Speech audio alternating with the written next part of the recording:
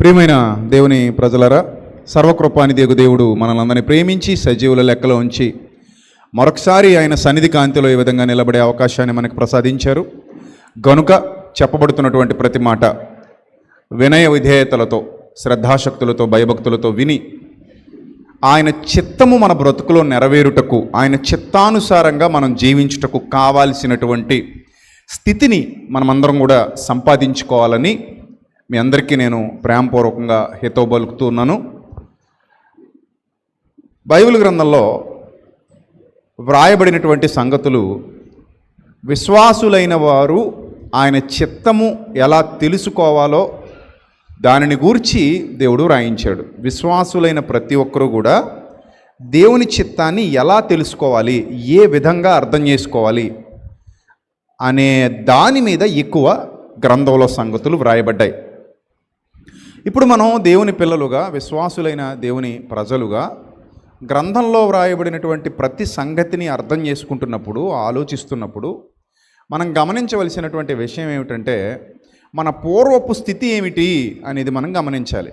ఎందుకంటే మీ అందరికీ తెలుసు, సువార్త ప్రకటింపవలసిన భారము నా మీద మోపబడి ఉన్నది అన్నాడు ఎవరు? అపోస్తులుడైన పౌలు. అయ్యో, నేను సువార్తను ప్రకటింపకపోయిన ఎడల నాకు శ్రమ అంటాడు. అంటే పౌలు భక్తుడు ఇచ్చినటువంటి ఈ స్టేట్మెంట్ ఏదైతే ఉందో ఇది మనందరి జీవితాల్లో అప్లై అవుతుంది. అయితే ఇక్కడ మనం గమనించవలసింది ఏంటంటే మనం విడిచిపెట్టి వచ్చినటువంటి ఆ ప్రాచీన స్థితి, ఆ ప్రాచీన పరిస్థితి ఏదైతే ఉందో ఆ ప్రాచీన పరిస్థితిని అసహ్యించుకోవాలి తప్ప ఆ ప్రాచీన స్థితిలో ఉన్న వారిని అసహించుకోకూడదు. అందుకే నేను ఎప్పుడు చెప్తూ ఉంటాను, పాపిని ప్రేమించండి, పాపాన్ని ద్వేషించండి. చెప్పండి, అందరూ చెప్పండి. పాపిని ప్రేమించండి, పాపాన్ని ద్వేషించండి. ఇది అపోస్తలుడైన పౌలు నేర్పించినటువంటి విధానం. ఎందుకు ఇలాంటి పరిస్థితిని పౌలు భక్తుడు నేర్పించాడు? అది యేసుప్రభు వారి దగ్గర నేర్చుకున్నాడు. ఎందుకు ఈ పరిస్థితిని విశ్వాసులందరికీ నేర్పించాడు అని ఆలోచిస్తే, అవును, ఆ ప్రాచీన స్థితిలో నుండే, ఆ పూర్వపు స్థితిలో నుండే, అక్కడి నుండే ఇక్కడికి వచ్చాము. అక్కడి నుండి ఇక్కడికి వచ్చినంత మాత్రాన వాళ్ళను మనం చెడ్డగా చూడాలా, అసహించుకోవాలా, దూషించాలా, హింసించాలా అంటే కాదు. అది ఆన్సర్. అందుకే పాపిని ప్రేమించు, పాపాన్ని ద్వేషించు. ఇక్కడ మనం గమనిస్తే ఆత్మ సంబంధమైన వైద్యం జరుగుతోంది. ఆత్మీయ వైద్యులు, ఆత్మ సంబంధమైన వైద్యం జరుగుతోంది. ఆత్మ సంబంధమైన వైద్యం జరుగుతున్నప్పుడు ఒక వైద్యుడు ఎప్పుడు కూడా రోగిని తన దృష్టితో చూడాలి. అంటే తన స్థానంలో ముందు రోగిని చూడాలి. రోగం అనేది అందరికీ వచ్చే అవకాశం ఉంది కదా. రోగం అనేది కొందరికి వస్తుంది, కొందరికి రాదు అనడానికి ఏమీ లేదు. ప్రతి శరీరానికి ఏమొచ్చే అవకాశం ఉంది? రోగం వచ్చే అవకాశం ఉంది. వైద్యుడు కూడా ఒకప్పటి రోగే కదా, మరి కాదా? వైద్యుడు కూడా ఒకనాటి రోగి. తాను కూడా వైద్యం చేయించుకుని స్వస్థపరచబడి ఇప్పుడు వైద్య వృత్తిలో కొనసాగుతున్నంత మాత్రాన తాను ఎప్పటికీ రోగిని కాను, ఎప్పుడు రోగి కాలేదు అని స్టేట్మెంట్ ఇవ్వగలడా? నేను ఎప్పుడూ రోగం బారిన పడలేదు ఎందుకంటే నేను వైద్యుడను గనక అని అనగలడా? అనలేడు. అలా అనాలంటే ఆత్మ సంబంధంగా యేసుక్రీస్తు ప్రభు ఒక్కరే అనగలరు. ఆయన ఒక్కరే అనగలరు, మిగిలిన ఎవరు అనలేరు. కాబట్టి అపోస్తలుడైన పౌలు కూడా తన పూర్వపు స్థితిని మర్చిపోలేదు. పూర్వం నేను హింసకుణ్ణి అంటాడు, దోషకుణ్ణి అంటాడు, హానికరుణ్ణి అంటాడు. ఎందుకు నాకు ఇలాంటి నీచ స్వభావాలు వచ్చాయంటే యోధ మతంలో ఉన్నాను కాబట్టి. Get my point clearly. Paul ఎందుకంత దుష్ట స్వభావంతో నిండిపోయాడు? పౌలుకి ఎందుకు అలాంటి దురాలోచనలు వచ్చాయి? పౌలు ఎందుకు ఇతర వ్యక్తుల్ని ప్రేమించలేకపోయాడు? ఇప్పుడు తను ప్రస్తుతానికి యూదుడు, యోధ మతంలో ఉన్నాడు. యోధ మతంలో ఉండి ఎవరిని హింసిస్తున్నాడు? క్రైస్తవులు హింసిస్తున్నాడు. అందుకే నేను చెప్తూ ఉంటాను, యోధ మతం, క్రైస్తవ్యం రెండు ఒకటి కాదు. దేవుడు ఒక్కడే అని భావించారు తప్ప రెండు ఒకటి కాదు. ఇది అందరూ గుర్తుపెట్టుకోవాలి. అలా ఎవరు చెప్పినా మీరు పట్టించుకోవద్దు. బైబిల్ అలా లేదు అసలు. పౌలు యోధ మతస్థుడుగా ఉన్నప్పుడు క్రైస్తవుల్ని చాలా దారుణంగా ద్వేషించాడు. ఎంత ద్వేషించాడంటే వాళ్ళను హింసించటానికి, కొట్టటానికి, చంపటానికి, చెరసాలలో వేయటానికి పత్రికలు తీసుకుని పెద్దల దగ్గర, అధికారుల దగ్గర ఎవరిని, చివరకు పురుషుల్ని, స్త్రీలను కూడా, ఆ మార్గంలో నడుస్తున్నటువంటి పురుషుల్ని, స్త్రీలను కూడా ఏదో విధంగా బాధ పెట్టాలి, వాళ్ళను చెరలో వేయించాలి, వాళ్ళని ఇబ్బందులకు గురి చేయాలి, వాళ్ళని హింసించాలి, కొట్టాలి, తిట్టాలి, దూషించాలి. దోషకుడు అంటే దూషించేవాడు, దూషించాలి అనే భావజాలం మాత్రమే నరనరాల్లో నింపుకున్నటువంటి ఒక మత ఉన్మాది యోధ మతంలో ఉన్న సౌలు. ఏమనొచ్చు ఇప్పుడు ఆయన్ని? మత ఉన్మాది యోధ మతంలో ఉన్నటువంటి సౌలు ఉన్మాదంతో రగిలిపోతున్నాడు. అంటే ఇంకా క్రైస్తవుడు కనబడ్డాడు అంటే, తన మతం కానివాడు కనబడ్డాడు అంటే ద్వేషిస్తూనే ఉంటాడు అనమాట. నరనరాల్లో ద్వేషం ఉంది. తనకి యోధ మతం ఒక్కటే, యోధ మత ప్రవిష్టుడు, గమలీయేలు పాదాల దగ్గర అభ్యాసం చేసినవాడు, ఎంత భక్తి నిష్టలతో, భక్తి శ్రద్ధలతో ఆ యోధ మతంలో ఉండేవాడో కూడా చెబుతాడు. ఒకసారి చూడండి, అపోస్తుల కార్యాలు అనుకుంటాను, ఒకసారి చూడండి ఎంత భయంకరమైన స్థితిలో ఆయన ఉండేవాడో వివరిస్తాడు. ఒకప్పటి అతని ప్రాచీన పరిస్థితి చాలామందికి ఉండేది. ఇది ఈ భావజాలం కేవలం పౌలు గారికే కాదు, ఆ యోధ మతంలో ఉన్నటువంటి చాలామందికి ఇలాంటి దుష్ట స్వభావం ఉండేది. 26వ అధ్యాయం అపోస్తుల కార్యాలు, 26వ అధ్యాయం 4వ వచనం. అపోస్తుల కార్యాలు 26వ అధ్యాయము 4వ వచనం చూడాలి అందరూ.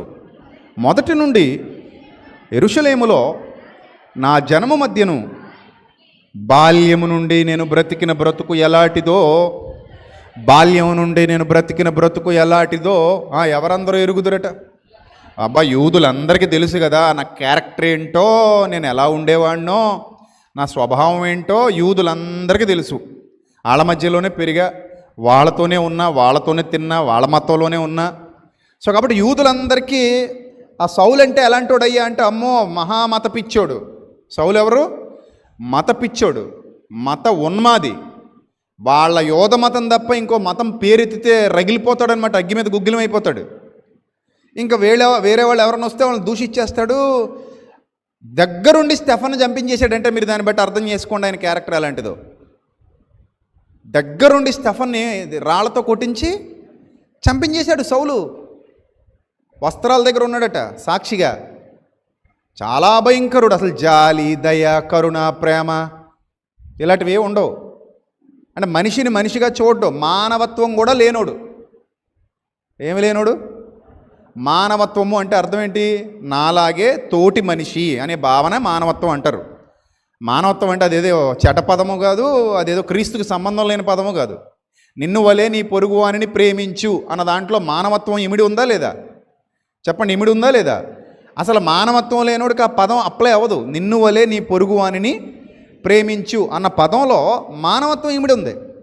పౌలు అంటాడు మానవత్వం మాట పక్కన పెడితే ధర్మశాస్త్రం అంతా ఉందంటాడు. అందులో ధర్మశాస్త్రం అంతయు ఒక్క మాటతో చెప్పేచ్చట. ఏంటట? నిన్ను వలే నీ పొరుగు అని ప్రేమించిన మాటలో ఇమిడి ఉందరా నాయన, మీకు సరిగా అర్థమై చావలేదు. ఒకప్పుడు నాకు సరిగా అర్థమై చావలేదు, అందుకే నేను హింసకుడుగా, దోషకుడుగా, హానికరుడుగా కొనసాగాను, మత పిచ్చి పట్టి రగిలిపోయాను, మత ఉన్మాదంతో రగిలిపోయాను అని తన గురించి తాను చెప్పుకుంటాడు. హింసకుణ్ణి, దోషకుణ్ణి, హానికరుణ్ణి. ఆ తర్వాత చూడండి, మొదటి నుండి యెరూషలేములో నా జనము మధ్య బాల్యము నుండి నేను బ్రతికిన బ్రతుకు ఎలాంటిదో యూదులందరూ ఎరుగుదురు. నెక్స్ట్, వారు మొదటి నుండి నన్ను ఎరిగిన వారు గనుక సాక్ష్యమిచ్చుటకు వారికి ఇష్టమైతే నేను మన మతంలోని, ఏమన్నాడు? మన మతంలోని అంటే తన పూర్వపు మతంలోని బహునిష్టగల తెగను అనుసరించి పరిసయ్యుడునుగా ప్రవర్తించినట్లు చెప్పగలరు.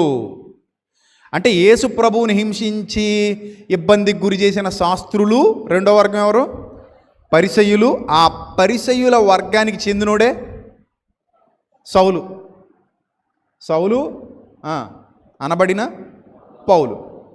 సౌలు గారి పాత పేరు, కొత్త పేరు మనందరికీ తెలుసు. అంటే క్రైస్తవంలోకి వచ్చాక కూడా చాలా సంవత్సరాలు సౌలుగానే పిలువబడ్డాడు. తర్వాత కొన్నాళ్ళకి పౌలుగా పిలువబడ్డాడు. ఎక్కువ సంవత్సరాలు క్రైస్తవంలోకి వచ్చాక కూడా ఎక్కువ సంవత్సరాలు సౌలు అనే పదంతోనే పిలువబడ్డాడు. వచ్చిన వెంటనే పౌలు అని పేరు మార్చలా ఎవరో కూడా. ఏమండి, ఆ తర్వాత ఆ చరిత్ర కూడా నేను గతంలో చెప్పాను మీకు. పేరు మారాలా తీరు మారాలా అనే టాపిక్లో చెప్పాను. పేరు కాదు ముఖ్యం, తీరు ముఖ్యం అనే టాపిక్లో చెప్పాను. సరే, ఇప్పుడు ఇతను క్యారెక్టర్ ఎలాంటిదట, నేను ఇంత దుర్మార్గపు స్వభావం కలిగి ఉండేవాడిని, ఇలాంటి మత ఉన్మాదంతో రగిలిపోయేవాడిని. కాబట్టి ఇప్పుడు నేను ఆ భావజాలాన్ని విడిచిపెట్టి క్రీస్తులోకి వచ్చేసిన తర్వాత మరి నా పూర్వ మతంలో ఉన్న యూదుల్ని ఎలా చూస్తున్నాను, నా కన్సర్న్ ఏంటి వాళ్ళ మీద, నేనేమైనా పార్షియాలిటీ చూపిస్తున్నానా, నా ఆలోచనలు ఎలా ఉన్నాయి, నా దృష్టికి అందరూ ఒకలాగా కనబడుతున్నారు, ఎందుకంటే నశించిపోయేవారుగా కనబడుతున్నారట పౌలు గారు. క్రీస్తు ప్రేమ అనే కళ్ళజోడు పెట్టుకుని చూస్తున్నాడు పౌలు అందరినీ. క్రీస్తు ప్రేమ అనే కళ్ళజోడు పెట్టుకుని చూస్తున్నప్పుడు అందరూ ఎలా కనబడుతున్నారట పౌలు గారి దృష్టికి? చెప్పండి, ఎలా కనబడుతున్నారు? అయ్యో రక్షణ లేదు, పాపములోనే ఉండి చనిపోతున్నారు, పాపాన్ని విడిచిపెట్టలేదు, ఆ పాపపు భావజాలాన్ని విడిచిపెట్టలేదు, మారు మనస్సు పొందలేదు, వీరు నిత్య జీవానికి అర్హత ఇంకా సంపాదించుకోలేదు అనే జాలి దయ. ఎందుకు? క్రీస్తు ప్రేమ అనే కళ్ళజోడు పెట్టుకున్నాడు. ఇప్పుడు క్రీస్తు ఎలాంటి వాడంటే, నన్ను ద్వేషించేవాణ్ణి దూషిస్తా అనేవాడు కాదు క్రీస్తు. నన్ను ద్వేషించేవాణ్ణి చంపేస్తా అనే స్వభావం కలిగిన వాడు కాదు. క్రీస్తులో మత ఉన్మాదం లేదు. ఒకవేళ మత ఉన్మాదం ఉంటే యోధ జాతిలో పుట్టి యూదులకు సపోర్ట్ చేసేవాడు. మొన్న ఆదివారమే మీరు విన్నారు. కానీ యూదులకు ఎక్కడా యేసుప్రభు వారు సపోర్ట్ చేయలా. అదే జాతిలో పుట్టాడు. ఒక రకంగా మాట్లాడితే యేసుప్రభుది కూడా యోధ మతంలో నుంచి వచ్చాడు. ఆయన ఏ మతంలో నుంచి వచ్చాడు? యోధ మతంలో నుంచి వచ్చాడు. మరి భౌతికంగా మాట్లాడుకుంటే, లోక సంబంధంగా అప్పటి కాలమాన పరిస్థితులను దృష్టిలో పెట్టుకుని మాట్లాడుకుంటే యోధ మతంలో నుండి వచ్చాడు. ఇప్పుడు ఆ మత పిచ్చి యేసుప్రభు వారికి ఉందా? భౌతికంగా, శరీర సంబంధంగా లేదు. ఆ యోధ మతంలో ఉన్న శాస్త్రుల్ని, పరిసయ్యుల్ని ఎండగట్టడమే పనిగా పెట్టుకున్నాడు. ఎక్కడికి వెళ్ళినా అదే ప్రసంగాలు, ఎక్కడికి వెళ్ళినా అవే బోధలు. చెత్త కొట్టేస్తున్నాడు, మామూలుగా లేదు. సున్నం కొట్టిన సమాధులారా అంటాడు. అరే పరిసయ్యులారా, శాస్త్రులారా, అంధులైన మార్గదర్శకులారా, ఒకరిని మీ మతములో కలుపుకొనుటకు అవసరమైతే మీరు సముద్రాన్ని, భూమిని చుట్టొచ్చేస్తారు. వాడు మీ మతంలో కలిసిన తర్వాత మీకంటే ఎక్కువ నరకపాత్రుడిగా చేస్తారు. మీరు మత పిచ్చి పట్టినోళ్ళు మీరు అన్నాడు ప్రభు డైరెక్ట్గా. అప్పుడు వాళ్ళందరూ అనుకున్నారు ఇతడు క్రీస్తుకు, ఇతను దేవుడికి వ్యతిరేకం అనుకున్నారు. అంతే. ఏమనుకున్నారు వాళ్ళందరూ? శాస్త్రులు, పరిసయ్యులు యేసుప్రభుని ఏ దృష్టికోణంలో చూశారు? ఇతడు మన దేవుడికి వ్యతిరేకి, ఇతడు మన దేవుణ్ణి ఆరాధించేవాడు కాడు, ఇతడు మన దేవుణ్ణి ప్రేమించేవాడు కాడు. ఎందుకంటే మన ఉన్మాదం ఇతనిలో లేదు. ఇతడు మనోడైతే మనలాగే ఉన్మాదిలాగా ఉండాలి. ఉన్మాదిలా లేడు. సమరయుల్ని దగ్గర తీసుకుంటున్నాడు, సమరయుల్ని హీరోల్లా చూపిస్తున్నాడు. ఆ సురుఫెనికే వంశస్థురాలు, కనాను దేశపు స్త్రీ, ఆమెకు కూడా హెల్ప్ చేసేసాడు. విశ్రాంతి దినాన స్వస్థతలు చేస్తున్నాడు.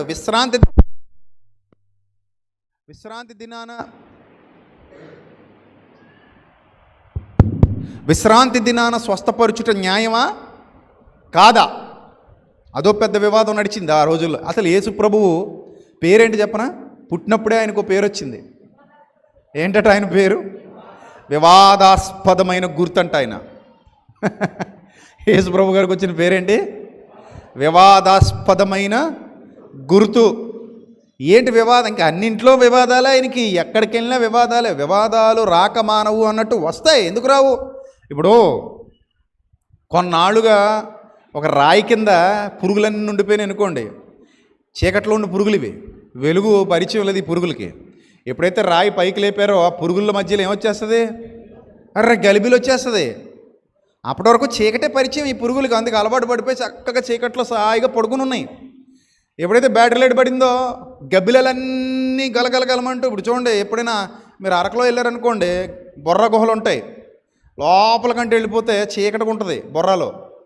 అంటే నేను చాలా రోజులైంది వెళ్ళి, ఇప్పుడు ఏమైనా కొంచెం అప్డేట్ చేసినట్టున్నారు, లైట్లు అవి పెట్టి. అప్పుడు లైట్లు అవి ఉండేవి కాదు మేము వెళ్ళినప్పుడు. 2006లోనో 2007లోనో మా ఫ్రెండ్స్ అందరూ వెళ్ళాం. అప్పుడు ఆ లైట్ కానీ వేసాం అనుకోండి, లోపల గబ్బిలాలు పొలోమని వచ్చేస్తాయి మీ మీదకి. ఒక బ్యాటరీ లైట్ కానీ ఏదైనా అలా చూపించామంటే, ఫోకస్ చేసామంటే మొత్తం గబ్బిలాలు వచ్చేస్తాయి అనమాట.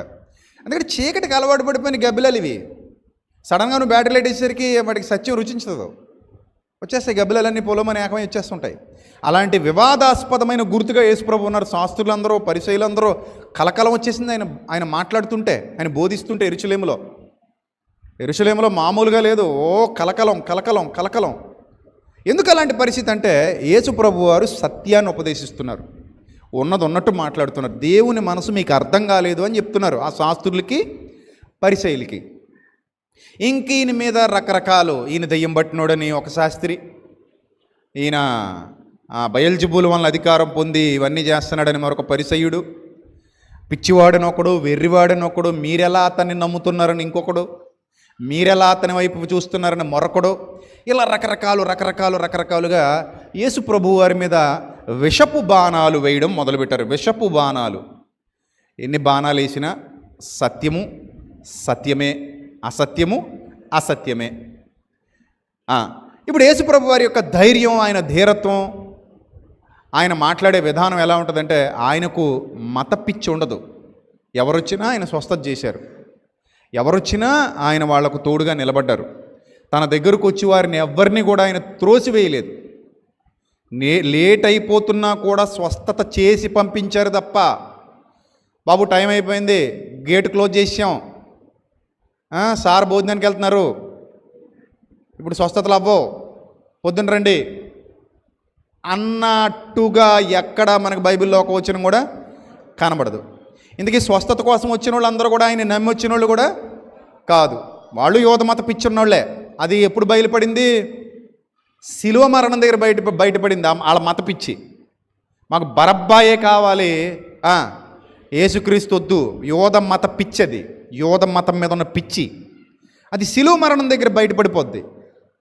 వాళ్ళందరూ కూడా ప్రభు దగ్గరికి ఎందుకు వచ్చారంటే, ఈయన దగ్గర ఏదో అద్భుత శక్తులు ఉన్నాయి, స్వస్థత చేస్తున్నాడు, చేయించుకుని వెళ్ళిపోదాం. వచ్చేవాడట, స్వస్థత అడిగేవాడు, చేసి పంపించేసేవాడు. విశ్వాసం లేని వాళ్ళకు కూడా యేసుప్రభు ఏం చేశాడు? స్వస్థతలు చేశాడు. అదే ఆయన గొప్పతనం. వాళ్ళకి విశ్వాసం లేదు అసలు, కానీ యేసుప్రభు స్వస్థపరిచాడు. శక్తి ఉన్నప్పుడు స్వస్థపరచడానికి ఆటంకం ఏముంది? అది చిల్లర పనులు కాదు యేసుప్రభు చేసింది. ఈరోజు చాలామంది చేస్తున్నట్టు తుస్ బుస్ అని అలాంటి చిల్లర పనులు కాదు. యేసుప్రభు చేసినవన్నీ ఒరిజినల్ నికార్సైన అద్భుతాలు. టప్ టప్ టప్ టప్ మన ఆన్ ద స్పాట్లో ఇన్స్టెంట్ హీలింగ్స్ జరిగిపోయేవి. అలా టక్ ఎవరొస్తే వాళ్ళకి కొత్త అవయవాలు ఇచ్చి పంపించేస్తుంటే, వీళ్ళందరూ కేవలం అందుకే వచ్చారు, అంతే తప్ప ఆయన బోధ విని మారదాం, మంచిగా మారదాం, సమరయులు కూడా మనలాంటి మనుషులే, వాళ్ళని దగ్గర చేసుకుందాం, ప్రేమతో దగ్గర చేసుకుందాం అనే భావజాలం వాళ్ళకి లేదు. యోధమత పిచ్చి పట్టి రగిలిపోతున్నారు వాళ్ళు. సో యేసు ప్రభు వారు ఎలాంటి ఉద్దేశం కలిగి ఉన్నారంటే, మనం మన యథార్థతను ఇతరులకు చాటి చెప్పేటప్పుడు మనం ఏ స్థితిలో నుండి వచ్చామో గుర్తించాలన్నది ప్రజలకు నేర్పించాలనుకున్నారు యేసు ప్రభు వారు. అందుకే చూడండి, సౌలు చాలా దుర్మార్గుడు, క్రూరుడు, భయంకరుడు. మరి ఆ క్రూరుణ్ణి, భయంకరుణ్ణి యేసు ప్రభు వారు మొత్తేయాలి కదా. అరే నా పిల్లల్ని హింసిస్తున్నావు, నా పిల్లల్ని దూషిస్తున్నావు, నా పిల్లలకి హాని చేస్తున్నావు, కనుక నేనేం చేయాలి? మొత్తేయాలి అని మొత్తేశాడా? చంపేశాడా? లేదు. మరి ఏం చేశారు ఆయన? ఏం చేశారు? దర్శించారు. దమస్కు మార్గంలో దర్శించగానే కింద పడిపోతాడు. కళ్ళు కనబడట్లేదు అతనికి, సో ఇప్పుడు కళ్ళు కనబడకుండా కింద పడ్డప్పుడు ఎంత అందంగా అడుగుతాడు తెలుసా? అపోస్తల కార్యాల్లో చూడండి ఎంత అందంగా అడుగుతాడు. 9వ అధ్యాయం మొదటి నుంచి చదువుదాం. సౌలింకను ప్రభు యొక్క శిష్యులను బెదిరించుట, హత్య చేయుట, నరహంతకుడు. జాలి, దయ, కరుణ, మత పిచ్చి పట్టినోడికి ఉండవండి. చంపడానికి ఏంటి, తిట్టడానికి ఏంటి, దూషించడానికి వెనకాడ్డు పచ్చి బూతులు మాట్లాడే వాళ్ళు కూడా ఉన్నారు. నేను కాకినాడ నుంచి ఒక తమ్ముడు ఒక విషయం చెప్పాడు. క్రైస్తవ సమాజంలో ఉన్న ఒక సేవకుడిగా చాలామంది అవుతున్న ఈ మధ్యకాలంలో పెద్ద ఉత్తముళ్ళ వీడియోలు పెట్టినోడు ఒకడు పచ్చి బూతులు, ఆ ఆడియో కానీ బయట పెట్టామంటే చెప్పులతో కొట్టేస్తారు క్రైస్తవులు అందరూ వాడిని, మామూలు కొట్టరు. ఆ తమ్ముడు ఫోన్ చేసినందుకు పచ్చి బూతులతో చెలరగిపోయాడు ఆ తమ్ముడి మీద. తమ్ముడు చాలా బాధపడుతూ నాకు ఫోన్ చేశాడు, వదిలేనా అన్న, ఇలాంటి వాళ్ళు ఇంకా చాలామంది ఉన్నారు, వీళ్ళు నకిలీ ఉగ్రవాద క్రైస్తవులు వీళ్ళు అని చెప్పాను నేను. ఉగ్రవాదులు వీళ్ళు, నకిలీ క్రైస్తవులు వీళ్ళు. ఎంత దుర్మార్గపు మాటలు మాట్లాడతాడంటే, ఇతనేమో ఏమండి అదేంటండి నేను ప్రేమగా మాట్లాడుతున్నాను కదని అంటుంటాడు ఈ అబ్బాయి. ఇంకా అతగాడు రెచ్చిపోయి ఎన్ని బూతులు వాళ్ళ అమ్మల్ని, నాన్నల్ని, ఇంట్లో వాళ్ళని అందరిని తిడతాడనమాట. దాదాపు 8 లక్షల పైచీలకు సబ్స్క్రైబర్స్ ఉన్నటువంటి గొప్ప సేవకుడి దగ్గర వేదిక మీద శిష్యరికం పొందిన మహానుభావుడు ఈ స్వభావం కలిగినోడు. ఇలాంటి దరిద్రుల్ని చూస్తున్నాం మనం క్రైస్తవ సమాజంలో అని బాధేస్తుంది. చిచ్చి మీ బతుకులు తగలయ్యా, అసలు మీకు బైబిలే అర్థం కాలేదు, మీకు బైబిల్ అర్థం కాలేదు. అంత బచ్చిపూతులు తిట్టాడు ఎవరిని, ఒక సోదరుణ్ణి. కనీసం తర్వాత అయినా కూడా తప్పు అయిపోయింది తమ్ముడా, ఆ రోజు పొద్దున బీపీ బిళ్ళ వేసుకోవడం మర్చిపోయాను,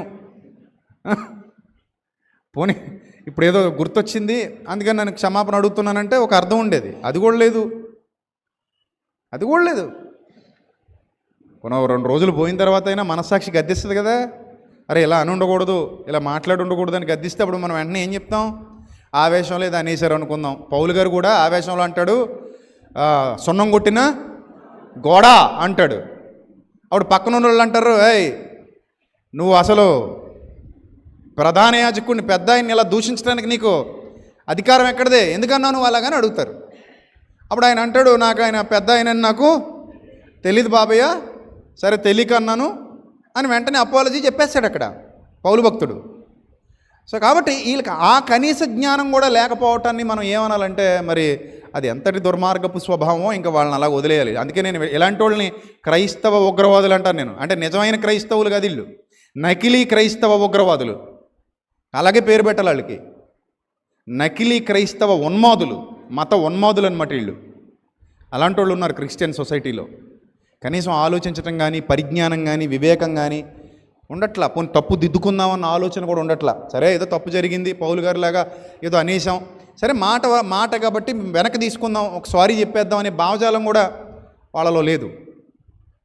సరే ఇక్కడ చూడండి ఏమంటాడంటే, ఈయన ప్రధాన యాజకుల వద్దకు వెళ్ళి తనకు హత్య చేయుట ప్రాణాధారమైనట్టు ప్రధాన యాజకుని వద్దకు వెళ్ళి, ఈ మార్గమందున్న పురుషులనైనను స్త్రీలనైనను కనుగొని ఎడల వారిని బంధించి యెరూషలేమునకు తీసుకుని వచ్చుటకు దమస్కులోని సమాజముల వారికి పత్రికలిమ్మని అడిగెను. చూసారా, వాళ్ళ మత పెద్దల దగ్గరికి వెళ్ళి పత్రికలు అడిగాడట. దమస్కులో ఉన్న ఇంకా సమాజాలు ఉన్నాయి కదా, అక్కడ మన వాళ్ళు చాలామంది ఉన్నారు కదా, అక్కడ పత్రికలు ఇస్తే అక్కడికి వెళ్ళి వాళ్ళందరిని ఎంటబెట్టుకొని ఈ సంఘాలన్నింటినీ నాశనం చేసేసి, వాళ్ళని హత్య చేసేసి, వాళ్ళని చంపేసి, మన మతం కోసం నేను కత్తి పట్టుకుంటా, ఉగ్రవాదిలా మారిపోతా, మతం కోసం కత్తి పట్టుకుని ఏమైపోతా, ఉగ్రవాదిలా మారిపోతా, వాళ్ళని దూషిస్తా, హింసిస్తా, వాళ్ళ మీద రోజు దూషణ మాటలు మాట్లాడుతూనే ఉంటా, బూతులు తిడతానే ఉంటా, వాళ్ళని చెడ్డ చేస్తానే ఉంటా. మీరు బాగా అర్థం చేసుకోండి.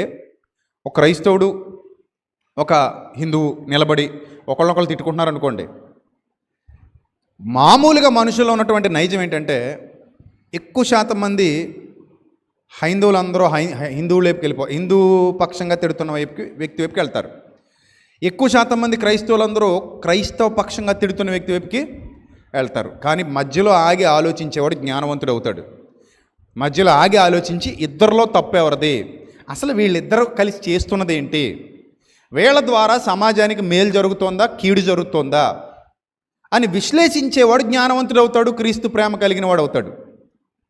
అప్పుడు ఒకవేళ తప్పు మనోడిదైతే మనోడికే బుద్ధి చెప్పాలి, తప్పు అవతలవాడిదైతే అవతలవాడికే బుద్ధి చెప్పాలి తప్ప వీళ్ళిద్దరిని బట్టి మతాన్ని, మొత్తం విశ్వాసాన్ని లేదా మొత్తం మార్గాన్ని దూషించకూడదు, ద్వేషించకూడదు. ఎందుకంటే అన్ని మతాల్లో, అన్ని విశ్వాసాల్లో, అన్ని మార్గాల్లో మంచివాళ్ళు ఉన్నారు, చెడ్డవాళ్ళు ఉన్నారు. అంతెందుకు, ఒకే పొలంలో గోధుమలు ఉన్నాయట, గురుగులు ఉన్నాయట. సో ఇక్కడ పారదర్శక స్వభావం ఉండాలి, పక్షపాతము లేని వైఖరి కనపరచాలి. ఇది ఈ రోజున్న యావత్ క్రైస్తవ సమాజం నేర్చుకోవాల్సినటువంటి అంశం ఇది. మనం సమాజంలో బతుకుతున్నాం. సరే, పౌలు క్యారెక్టర్ ఇంత నీచంగా ఉందండి, సౌలు క్యారెక్టర్ ఇంత నీచంగా ఉంది ఆ టైంకి. అప్పుడు అతడు ప్రయాణం చేయుచు దమస్కు దగ్గరికి వచ్చినప్పుడు అకస్మాత్తుగా ఆకాశము నుండి ఒక వెలుగు అతని చుట్టూ ప్రకాశించింది. టైం వచ్చింది. టైం వస్తే ఎవరైనా ఆ ప్రేమకు పట్టబడాలంతే. ఆ టైం వచ్చేంతవరకే విర్రవేగడం. టైం వచ్చిన తర్వాత ప్రేమకు పట్టబడాలి. సో అకస్మాత్తుగా ఆకాశం నుండి ఒక వెలుగు అతని చుట్టూ ప్రకాశించింది. అప్పుడు అతడు నేల మీద పడి, సౌలా సౌలా, నీవేళ నన్ను హింసిస్తున్నావని తనతో ఒక స్వరము పలుకుట వినెను. చూడండి, ఇది క్రీస్తు ప్రేమ. అర్థమైందా? అంతే తప్ప, ఏరా సౌలు, మా వాళ్ళ జోలికి వస్తావురా, నరికి పోగులేడేస్తా నిన్ను, ముక్కల కింద నరికేస్తానంతే నిన్ను, మా వాడిని ఒక నరుకు నరికేవా నిన్ను 100 ముక్కలు చేస్తా.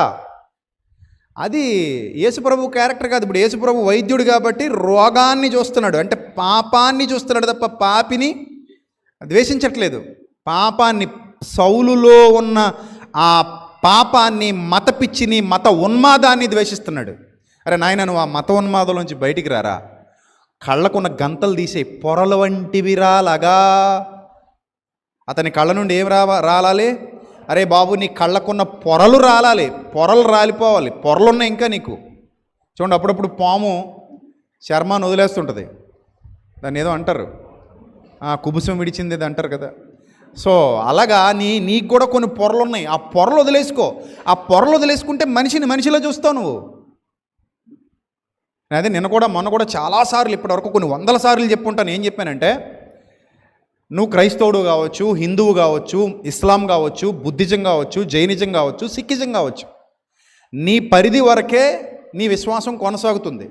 పరిధి దాటి భారతదేశంలో బ్రతుకుతున్నాం, బయటికి వెళ్ళిపోతాం, రోడ్డు మీద వెళ్ళిపోతున్నప్పుడు లారీ ఢీకొట్టేసింది. లారీ ఢీకొట్టేసిన తర్వాత వచ్చిన వాళ్ళందరూ దేవుని పిల్లలే, నీ దగ్గర ఆగిన వాళ్ళందరూ నీ పొరుగు వారే, మంచి సమరయ్య లెక్క.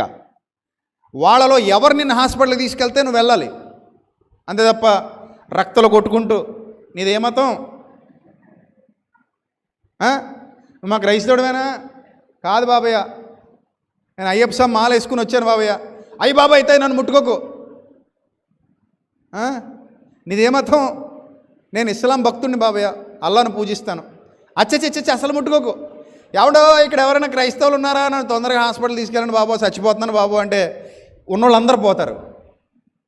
నిజానికి అక్కడ క్రైస్తవుడు ఉన్న ఆడు కూడా పోతాడు. ఎవరు దరిద్రుడే, ఇంత దుర్మార్గం స్వభావం గలవాడు ఏంటంటే నాయన, ఏడు చచ్చేటప్పుడు కూడా నీకు ఏం పిచ్చిపోలేదు, మత పిచ్చిపోలేదు అనుకొని పోతాడు. అక్కడది ఉండదు, ఆ స్వభావం ఉండదు.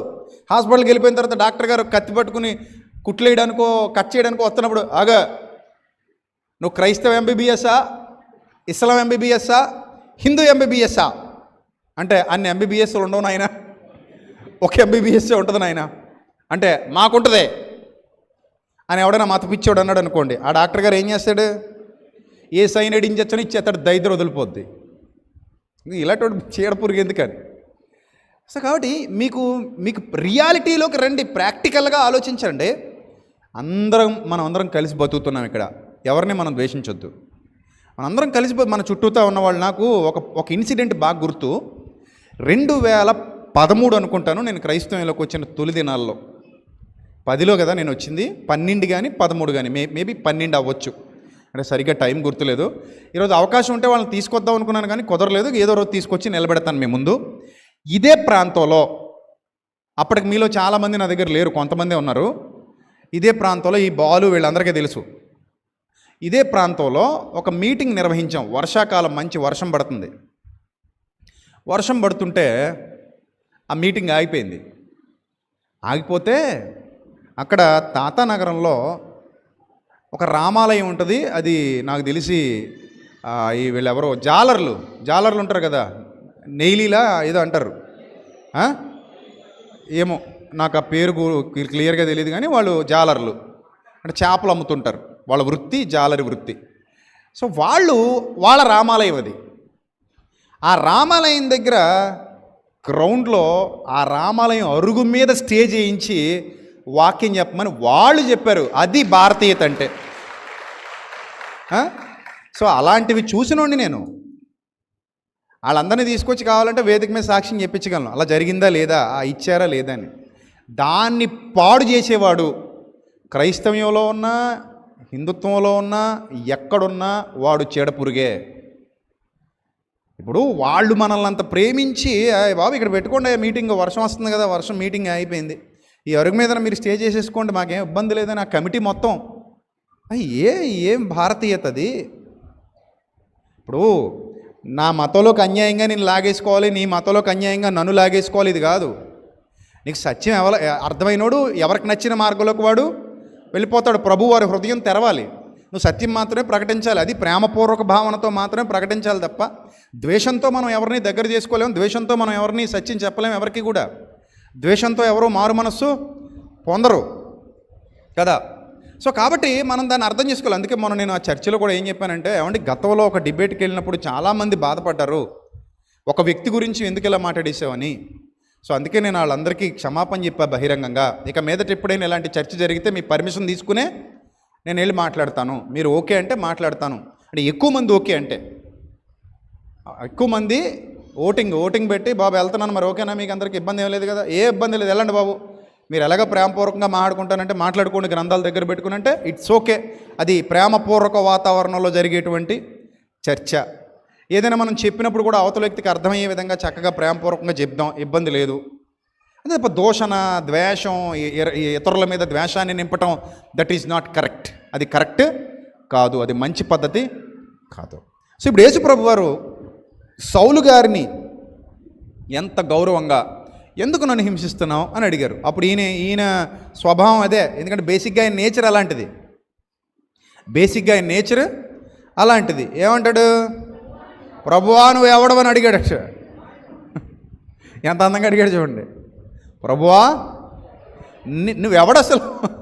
నువ్వెవడు అని అడుగగా ఆయన నీవు హింసిస్తున్న యేసు అని దర్శించాడు. అంతే, ఇంకా పౌలు గారి జీవితం మొత్తం కృంగిపోయాడు, పశ్చాత్తాపడిపోయాడు, సిగ్గుపడిపోయాడు. అప్పుడు పొరల వంటివి రాలేక అప్పుడు అర్థమైంది ధర్మశాస్త్రంలో వ్రాయబడినటువంటి ప్రవచనాలు ఈ మహనీయుడు గురించే, ఈయన గురించే ఇన్ని ప్రవచనాలు రాయబడితే నేను వీటిని అర్థం చేసుకోలేకపోయాను, నేను వీటిని గ్రహించలేకపోయాను, నేను వీటిని గౌరవించలేకపోయాను అని అనుకున్నాడు. సో కాబట్టి ఆ దుష్ట స్వభావము, దుష్ట వైఖరి అతనిలో నుండి తొలగించబడినప్పుడు, ఇప్పుడు క్రీస్తు ప్రేమలోకి వచ్చిన తర్వాత అతను కూడా ఎలా చూడడం మొదలుపెట్టాడంటే సమాజాన్ని, అరే ఒకప్పుడు నేను కూడా ఇలాంటి వాడినే కదా, ఇప్పుడు యూదులు నన్ను వ్యతిరేకిస్తున్నారు, ఇప్పుడు ఇతను యోధ మతంలో ఉండి క్రైస్తవులు హింసిస్తూ మళ్ళీ ఎందులోకి వచ్చి పడ్డాడు, ఆ క్రైస్తవులోకి వచ్చి పడ్డాడు. ఇప్పుడు యూదులందరికీ పిచ్చ కోపం వచ్చేసింది. ఏది, ఆ మత పిచ్చి ఉన్న వాళ్ళకి పిచ్చ కోపం వచ్చేసి, అరే మొన్నటి వరకు మా దగ్గర పనిచేసి ఇప్పుడు అందులో పోయావా, డబ్బుడు కమ్ముడు పోయావు నువ్వు, మరి అంటారనరా, నరవలే నాలుగు ఏదని అంటది. ఇప్పుడు ఇప్పటి వరకు మా యోధ మతంలో పనిచేసావు, ఇప్పుడు సడన్గా ఇందులో జంప్ అయిపోయావు నువ్వు, క్రీస్తు దర్శించాడు అంటున్నావు, క్రీస్తు ప్రేమ రుచి చూశానంటున్నావు, క్రీస్తుని గురించి తెలుసుకున్నాను అంటున్నావు, అందులోకి వెళ్ళిపోయాను అంటున్నావు అని ఇంకా ఈయన మీద కూడా ఇప్పుడు ఈ హింసకులు కాస్త వాళ్ళయ్యారు, దోషకులు వాళ్ళయ్యారు, యోధ మతస్థులు హానికరులు వాళ్ళయ్యారు. ఎక్కడ దొరికితే అక్కడ చంపేయాలి. ఒట్టు పెట్టుకున్నాం, భోజనం కూడా తినమని ఒట్టు పెట్టుకున్నారట. అపోస్తుల కార్యాలు చదవండి, మీకు దొరుకుతుంది, తెలుస్తుంది ఆ విషయం. సౌలును చంపేంత వరకు భోజనం కూడా తినం, ఉపవాస ప్రార్థన చేసి చంపుతాం. ఏం చేసి చంపుతారంటే ఇప్పుడు పౌలు గారిని ఉపవాసం ఉండి మరీ చంపి తీరాల్సిందే, పౌలు చావాలి అని యూదులందరూ ఒట్టు పెట్టుకుని గట్టిగా పట్టుబట్టి నిలబడ్డారట. దారిలో వేసేద్దామని ప్లానింగ్స్ కూడా అవుతున్నాయి, దారిలో చంపేద్దామని. సో అలాంటి పరిస్థితికి వచ్చేసారు చివరికి. నేను అదే చెప్తున్నా, నీకు మత పిచ్చి కానీ నీ క్రైస్తవ్యమా గుర్తుపెట్టుకోండి, నిత్య జీవానికి వెళ్ళాలనుకుంటున్న వాళ్ళు నిన్ను వలె నీ పొరుగువాడిని ప్రేమించాలనుకుంటున్న వాళ్ళు ఎవరిని ద్వేషించకండి, అందరినీ గౌరవించండి. అర్థమైందా? ఈ ద్వేషపూరిత స్వభావాన్ని నింపే ఉగ్రవాదులు ఎవరైనా మనలో కనబడితే ఆ ఉగ్రవాదులకు దూరంగా ఉండండి. It's a clear statement. అర్థమైందా? ఆ ఉగ్రవాద భావజాలం కలిగినోడు ఎవడైనా సరే, వాడు క్రీస్తును నమ్ముకున్నానని చెప్పుకుంటున్నాడైనా సరే, వాడికి దూరంగా ఉండండి, వాడు ఉగ్రవాది అయితే గనక. ఎందుకంటే మనం ఏం ఆలోచించాలంటే, ఫస్ట్ ఆఫ్ ఆల్ గుర్తుపెట్టుకోండి, తీతు పత్రిక పౌలు గారి బోధ చూద్దాం ఒకసారి. తీతు పత్రిక పౌలు గారి బోధనా విధానం ఎలా ఉందో ఒకసారి చెక్ చేయండి. తీతుకు రాసిన పత్రిక 3వ అధ్యాయం 1వ వచనం. తీతుకు రాసిన పత్రిక 3వ అధ్యాయము 1వ వచనం చూడండి ఏమనుందో అక్కడ. అధిపతులకు అధికారులకు లోబడి విధేయులుగా ఉండవలననియు. అధిపతులకు అధికారులకు ఏమో ఉండాలట? లోబడి విధేయులుగా ఉండవలననియు, ప్రతి సత్కార్యము చేయుటకు సిద్ధపడి ఉండవలననియు, మనుష్యులందరి ఎడల, అంటే మనుషులందరూ అంటే అది యూదులైనా కావచ్చు, గ్రీసు దేశస్థులైనా కావచ్చు, క్రైస్తవులైనా కావచ్చు, ఎవరైనా కావచ్చు. సో మనుష్యులందరి ఎడల సంపూర్ణమైన సాత్వికమును కనపరుచుచు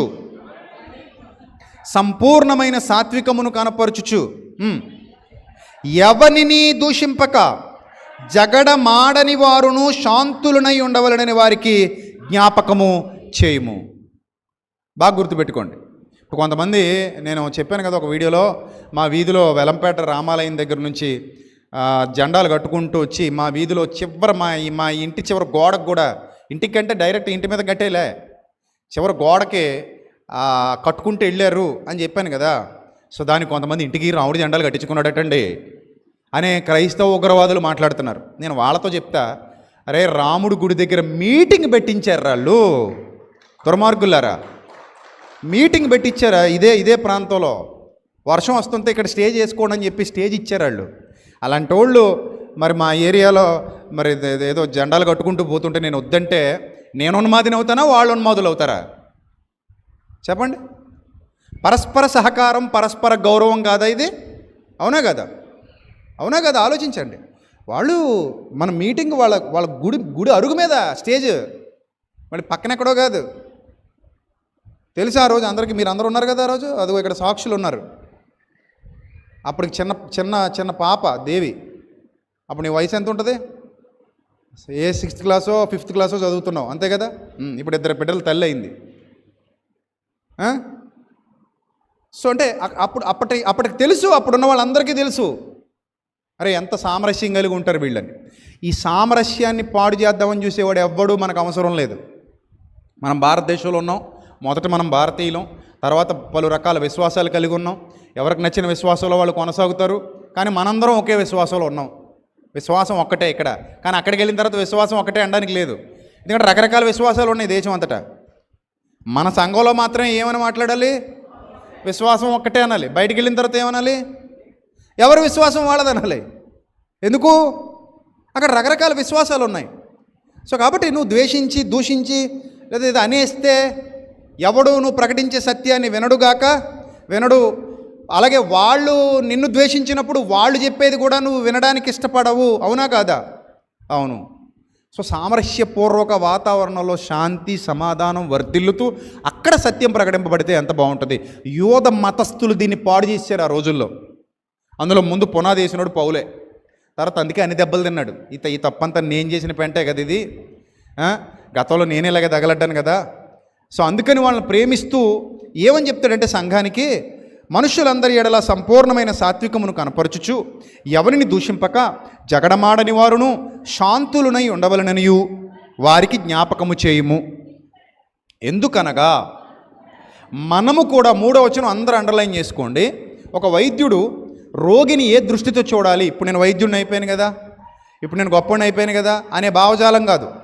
ఏ దృష్టితో చూడాలి? చూడండి, మనము కూడా మునుపు అవివేకులము, అవిధేయులము, మోసపోయిన వారమును, నానా విధములైన దురాశలకు భోగములకు దాసులమై ఉండి, నానా విధములైన దురాశలకు భోగములకు దాసులమై ఉండి దుష్టత్వమునందును అసూయయందును. అంటే ఇప్పుడు లేదా అసూయ? పౌలు గారికి ఇప్పుడు కూడా ఉందా అసూయ? లేదు. ఇప్పుడు కూడా ఉంటే ఆయన క్రీస్తు ప్రేమ కలిగిన వాడు కాడు. ఇప్పుడు లేదు అసూయ ఆయనకి. ఉన్నది ఉన్నట్టు చెప్తాడు. తప్పు అయితే తప్పు అంటాడు, ఒప్పు అయితే ఒప్పు అంటాడు, ఖండిస్తాడు, గద్దిస్తాడు, బుద్ధి చెప్తాడు. రైట్. అసూయందును కాలము గడుపుచు అసహ్యులమై ఒకరినొకడు ద్వేషించుచూ ఉంటిమి. ఇది మన పాస్ట్ అని చెప్తున్నాడు పౌలు గారు. ఇది నాయన మన గతం ఎలా ఉండేది, మన గతంలో ఇలా బతికాం, మన గతం ఇంత దుర్మార్గంగా ఉంది, ఇంత చండాలంగా ఉంది. అక్కడి నుంచేనే ఇక్కడికి వచ్చావు నువ్వు, నేను అక్కడి నుంచి ఇక్కడికి వచ్చానన్న వాళ్ళు చేయి చూపించండి ప్లీజ్. చూసారా? అందరూ కూడా అక్కడి నుంచి ఇక్కడికి వచ్చిన వాళ్ళమేగా. ఆ భావజాలంలో నుంచే వచ్చాం. ఇప్పుడు ఒక్కసారి ఆ భావజాలంలో ఉండగా నువ్వు ఎలా ఉండేవాడివి, ఎలా ఉండేదానివి ఒక్కసారి ఆలోచించుకో. ఇప్పుడు పౌలు గారు యోధ మతంలో ఉన్నారండి. ప్రస్తుతానికి యోధ మతంలో ఉన్నారు పౌలు గారు. ఎవరో క్రైస్తవుడు వచ్చాడు, స్టెఫన్ వచ్చాడు అనుకుందాం. స్టెఫన్ వచ్చి, అయ్యలారా, ఇది మన విశ్వాసం, ఇలా ఉన్నాయి ప్రవక్తల గ్రంథాల్లో, ఇది సత్యం, మీరు నమ్మండి అని స్టెఫను ఎవరికి సువార్త ప్రకటిస్తున్నాడు? సౌలుకి సువార్త ప్రకటిస్తున్నాడు. స్టెఫన్ ఎవరికి సువార్త ప్రకటిస్తున్నాడు? సౌలుకి. ఇప్పుడు సౌలు, ఓహో యేసు ప్రభు రక్షకుడా, యేసు ప్రభువే మెస్సియానా, ఇంకొంచెం గట్టిగా చెప్పు, యేసు ప్రభువే రక్షకుడు, యేసు ప్రభువే మెస్సియా, అబ్బాబా చాలా బాగా చెప్పావు అని వెంటనే నమ్మేసి స్టెఫన్ భుజాల మీద ఎక్కించేసుకుని ఊరేగేసాడా? ఏం చేశాడు మరి? కొట్టండ్ర రాళ్ళతో అన్నాడా లేదా? కొట్టండి, రాళ్ళతో కొట్టండి అని కొట్టి చంపేశాడు. ఈ భావజాలం ఉన్నవాడు ఇప్పుడు క్రీస్తు చేత పట్టబడ్డాడు గనుక ఇప్పుడు నేను ఎలా వెళ్ళాలి? స్టెఫనుకి తెలియనిది ఏంటి, నేను తెలుసుకున్నది ఏంటి క్రీస్తులో ఉండి? స్టెఫను ఎంత గొప్పవాడో, స్టెఫను ఎంత ఔన్నత్యం కలిగిన వాడో, స్టెఫన్ ఎంత రోషం కలిగిన వాడో నాకు తెలుసు. కానీ నేనిప్పుడు ఏ మార్గంలో వెళ్ళాలి అని స్టెఫను కంటే యుక్తిగా, స్టెఫను యుక్తి లేనివాడని నేను అనట్లేదు సుమా, స్టెఫను కంటే యుక్తిగా, స్టెఫను కంటే తెలివిగా సత్యాన్ని యూదుల హృదయాలలోనికి పంపించడానికి దేవుడు ఈయన ఎన్నుకున్నాడు. అంటే ఇప్పుడు పౌలు గారికి ఉన్న పని ఏంటంటే, స్టెఫన్ గారి పని ఈయనే చేయాలి, పౌలు గారి పని ఈయనే చేయాలి. డబుల్ వర్క్ అన్నమాట. ఇప్పుడు అర్థమైందా? స్టెఫను కంటే యుక్తిగా, స్టెఫను కంటే ఎక్కువగా. పాపం స్టెఫను చిన్న వయసులోనే వెళ్ళిపోయాడు దేవుని సన్నిధికి. గొప్ప భక్తుడు. కన్నీట కరిగిన స్మృతుల్లో ఆయన్ని మొదట చూపించి నేను పాట రాశాను. గొప్ప హతసాక్షి బైబిల్ గ్రంథ చరిత్రలో. అలాంటి విశ్వాసం మామూలు విశ్వాసం కాదు, రాళ్లతో కొట్టి చంపుతారని తెలిసినా కూడా సత్యం ప్రకటించినటువంటి మహా గొప్ప విశ్వాస వీరుడు స్టెఫను.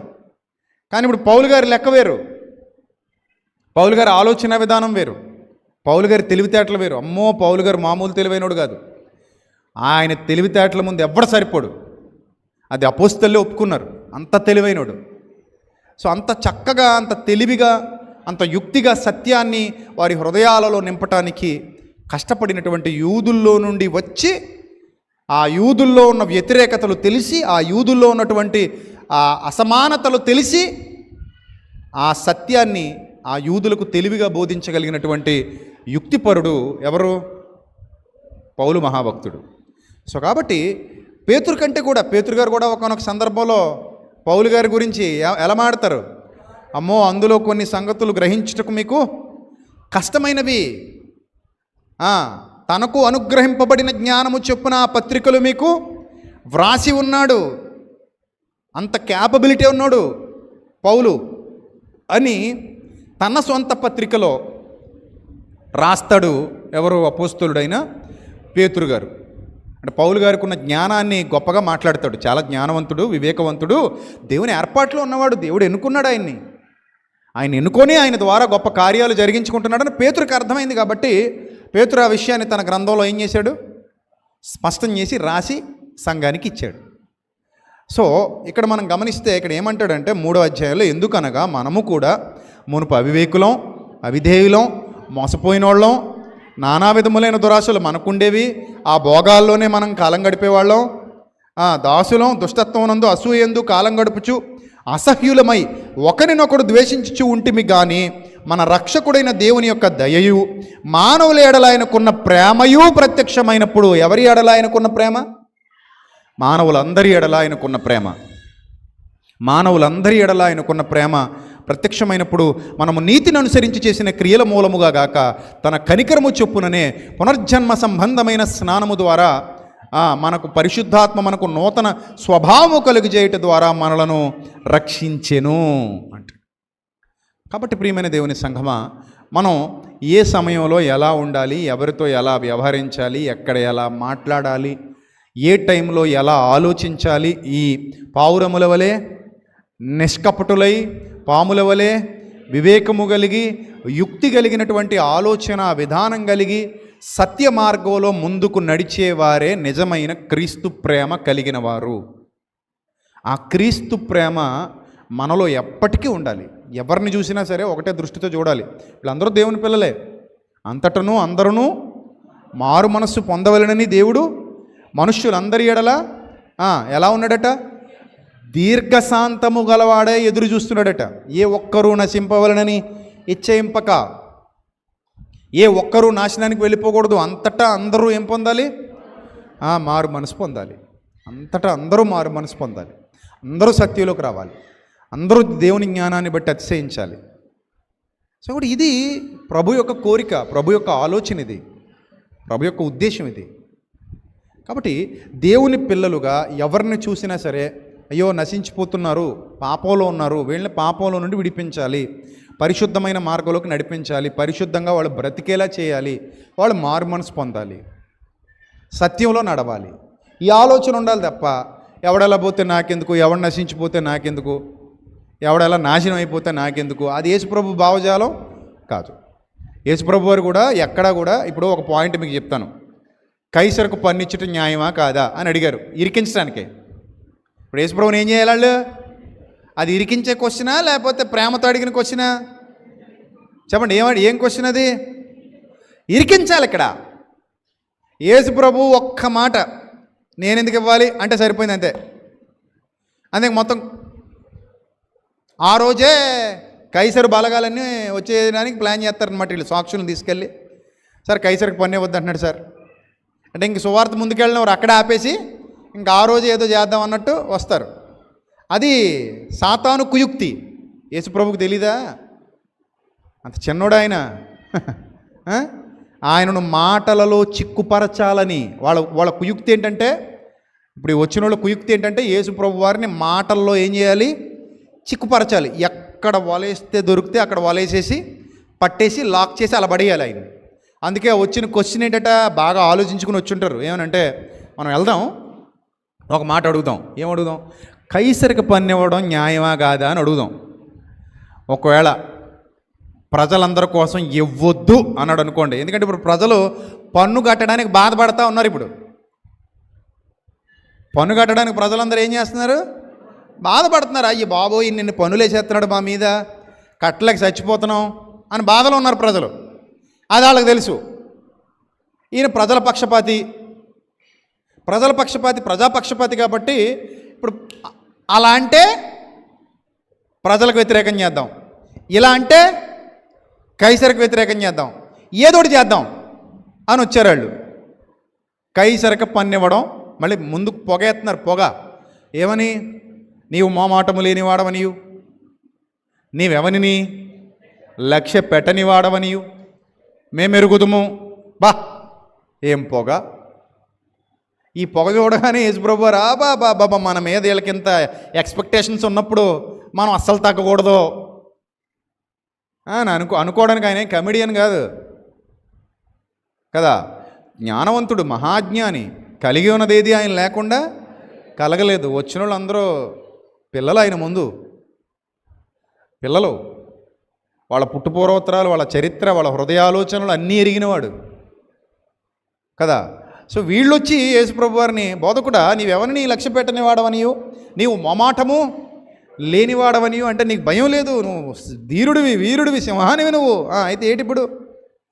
కైసరికి పన్ను ఇవ్వడం న్యాయమా కాదా? నువ్వేమంటావు చెప్పు. ఇప్పుడు వాళ్ళు అనుకుంటున్నారు, అమ్మాయి ఇరకాటంలో పడ్డాడు, ఇటు వెళ్తే అటేసేద్దాం, అటు వెళ్తే ఇటేసేద్దాం, ఏదోలా వేసేద్దాం అని అనుకుంటున్నారు. వాళ్ళు చిక్కుపరచాలని వచ్చారని రాయబడింది గ్రంథంలో. తమ ప్రశ్నల చేత ఆయనను ఏం చేయాలని? చిక్కుపరచాలని వచ్చారట. దేవుని జ్ఞానం గలవాడు ఎప్పుడు చిక్కుపడడు, చిక్కుపరుస్తాడు. అర్థమైందా? దేవుని జ్ఞానం గలవాడు చిక్కుల్లో పడడు. మరి ఏం చేస్తాడు? చిక్కుల్లో పడేలా చేస్తాడు తప్ప చిక్కుల్లో పడ్డు. అదే దేవుని జ్ఞానానికి ఉన్న శక్తి. సో వెంటనే ఇప్పుడు ఆయన అన్నారు, మీ దగ్గర ఏమైనా కాయిన్స్ ఉన్నాయని ఆయన, అది ఒకటి నాకు చూపించండి అన్నాడు. వెంటనే జేబులో తీసి ఇచ్చారు. ఇదిగో చూసుకో, ఉందా మా దగ్గర కాయిన్ ఉంది, తీసుకో చూసుకో ఇచ్చారు. నాయన దీని మీద ఉన్న రూపమును పై వ్రాతయు ఎవరివి అని అడిగాడు. దీని మీద ఉన్న రూపం, ఈ పై వ్రాత ఎవరివి? వెంటనే వాళ్ళు ఇచ్చే సమాధానం ఏంటి చెప్పండి? కైసరివి. ఎవరివి? కైసరివి. ఎవరివి? కైసరివి. పక్కా కైసరివేనా? పక్కా కైసరివి. అయితే కైసరివి కైసరికి ఇచ్చేయండి, దేవునివి దేవునికి ఇచ్చేయండి. చచ్చింది గొర్రె. ఇంకా అంతే, ఎవ్వడు మాట్లాడలేదు అక్కడ కైసరిని కించపరచలేదు, ఇటు దేవుణ్ణి కించపరచలేదు. కైసరే కదా మీకు ఇచ్చింది అది. అవునండి. రాత ఎవరిది? కైసరిదే. మరి సమస్తాన్ని సృష్టించిన దేవుడని నువ్వు అంటున్నావు కదా. ఇప్పుడు వాళ్ళ కౌంటర్ ఏంటంటే, సమస్తాన్ని సృష్టించిన దేవుడని నువ్వు అంటున్నావు, నువ్వేమో దేవుని కుమారుడని చెప్పుకుంటున్నావు. సో అలాంటప్పుడు మరి కైసరికి పని ఇవ్వడం నువ్వు ఇస్తావా ఇవ్వవా? నువ్వు ఇస్తావా ఇవ్వా చెప్పు. మరి కలిగి ఉన్నది ఏది నువ్వు లేకుండా కలగలేదు. యాజ్ పర్ లా నువ్వు ఇవ్వక్కర్లేదు రూల్గా అయితే. ఎందుకంటే నువ్వు ఎక్కడి నుంచి వచ్చినోడివి? పరలోకం నుంచి వచ్చినోడివి. మేమేమో భూలోకంలో రోమా ప్రభుత్వంలో ఉన్నాం. నువ్వు మా ప్రభుత్వానికి చెందినోడివి కాదు. మరి నీ బోధ ప్రకారంగా నువ్వు ఎక్కడి నుంచి దిగావు? పరలోకం నుంచి దిగావు. నువ్వు దేవుని కుమారుడివి, కలిగి ఉన్నది ఏది నువ్వు లేకుండా కలగలేదు. నువ్వు శక్తిమంతుడివి. అబ్రహాము కంటే కూడా నువ్వు ఎప్పటి వాడివి? ముందటి వాడిని చెప్పుకుంటున్నావు. అబ్రహామే నీ దినము చూడాలని మిగిలి ఆశపడ్డాడట. ఎంత గొప్పోడివి నువ్వు, ఇంత గొప్పోడివి నువ్వు. మరి ఎంత గొప్పోడివైనా నువ్వు మాకు చెప్పు, కైసరి పన్ను కట్టాలా కట్టద్దా? నువ్వు కడతావా కట్టవా చెప్పు ముందు. అంతే కదా. మరి దాని భావం అదే. కట్టమంటావా వద్దంటావా? అరశెక్కలని పన్ను వసూలు చేసేవాళ్ళు వచ్చారు. ఇచ్చేమన్నాడా వద్దన్నాడా? ఏమన్నాడు? పేతురు వెళ్ళి గేలమై ఒక చేప వస్తుంది, దాన్ని దీ బైకి, దాని నోట్లో షేకెలు ఉంటుంది, తీసుకో. అరశెక్కలు నీకు, అరశెక్కలు నాకు. కట్టుబడే పన్ను మనకే. వీళ్ళతో మనకెందుకు తగులట? కట్టుబడేయి, పన్ను కట్టేయి, వెళ్ళిపోతారు. అంతే, కట్టి పంపించాడు. అసలు ఆయన అమ్మ బాబోయ్, యేసుప్రభు వారిని అర్థం చేసుకుంటే ఆ జ్ఞానాన్ని కొలవడం ఎవడిత్తరం కాదు, అంత ఎత్తులో ఉంటాడు ఆయన. Any kind of question on the spot. ఇదే ప్రిపేర్ అయ్యి 3 రోజుల పుస్తకాలు చదువుకొని పరీక్షలకు వెళ్ళి రాయడం కాదు కదా. వాళ్ళు ఎప్పుడు వస్తారు? ఎదురుగా వస్తారు, అడుగుతారు ప్రశ్న. అడిగిన ప్రశ్నకి వెంటనే ఏం చెప్పాలి? ఈయన సమాధానం చెప్పాలి. ఇంక టైం ఉండదు. ఒక అరగంట ఆగే, 5 నిమిషాలు వచ్చేస్తాను ఉండు, మంచి 5 నిమిషాలు మంచినీళ్ళు దాకా వచ్చేస్తానే, కాసేపు అలాగే ఇలాగ వాకింగ్ చేసుకుని వస్తాను, ఆ ప్రశ్న అడిగో కదా, అలా హోల్డ్లో ఉండు అంటాను. కుదరదు. స్పాట్లో చెప్పేయాలి, ఆన్ ద స్పాట్లో అయిపోవాలి అక్కడ. కానీ బాగుండాలి, యుక్తిగా ఉండాలి. అది యేసుప్రభు వారి జ్ఞానం. ఇప్పుడు పన్నిచ్చుట న్యాయమా కాదా అనగానే ఆయన చెప్పారు, మీరందరూ కైసరిని రాజుగా గౌరవిస్తున్నారు కదా, మీ రాజు కైసరే కదా, మీ రాజు కైసరే కదా, నా రాజు దేవుడు కావచ్చు, కానీ మీ రాజు ఎవరు? కైసరే. మీ అందరి రాజు ఎవరు? కైసరే. ఆ రూపం రాత ఎవరివి? కైసరవే. ఇప్పుడు నీ మనసు నిండా ఎవరున్నారు? కైసరే ఉన్నారు. పన్ను ఇవ్వాలా ఇవ్వద్దా అంటే నువ్వేమంటావు? ఇవ్వాలని అంటావు.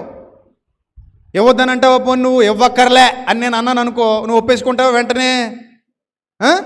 నేను ఇవ్వక్కర్లే అన్నాను ఒకసారి, నువ్వు ఒప్పేసుకుంటావా? అమ్మయ్యా యేసుప్రభు చెప్పాడు కాబట్టి ఇవ్వక్కర్లేదని. ఆ వచ్చినోళ్ళు ఇవ్వక్కర్లే. ఎందుకు? యేసుప్రభు సత్యం ఉన్నది చెప్పేశాడు. కైసరేవుడు ఇవాళ ఉంటాడు, రేపు పోతాడు. ఆకాశ మహాకాశాలకు సృష్టికర్త అయిన వాడను నేను, కలిగి ఉన్నది ఏది నేను లేకుండా కలగలేదు. నేను దేవుని కుమారుణ్ణి. నేను ఎవరి కుమారుణ్ణి? దేవుని కుమారుణ్ణి. సర్వ సృష్టికి ఆధారభూతుడైన దేవుని కుమారుడు గొప్పోడా? ఆఫ్టర్ ఆల్ ఒక రోమా సామ్రాజ్యానికి అధినేత కైసర్ గడు గొప్పోడా అని రెచ్చిపోయి మాట్లాడడానికి యేసుప్రభు వారికి ఛాన్స్ లేదా ఏంటి? చెప్పండి. వాళ్ళు మాట్లాడితే పోయిందే ఉంది. ఎవరైనా ఏమైనా చేయగలరా ఆయన్ని? మీరు చెప్పండి. ఎవరైనా ఏమైనా చేయగలరా? టచ్ కూడా చేయలేరు ఆయన్ని. అనొచ్చు, అనలేడా? ఏమైనా కొనుక్కు రావాలా అనడానికి? ఎవడ కైసరు అదలబండే, రూపాయి కూడా కట్టమని చెప్పండి వెళ్ళి అంటే ఏమైనా చంపేస్తారా? సో యేసు ప్రభు అలాంటి వాడు కాదు.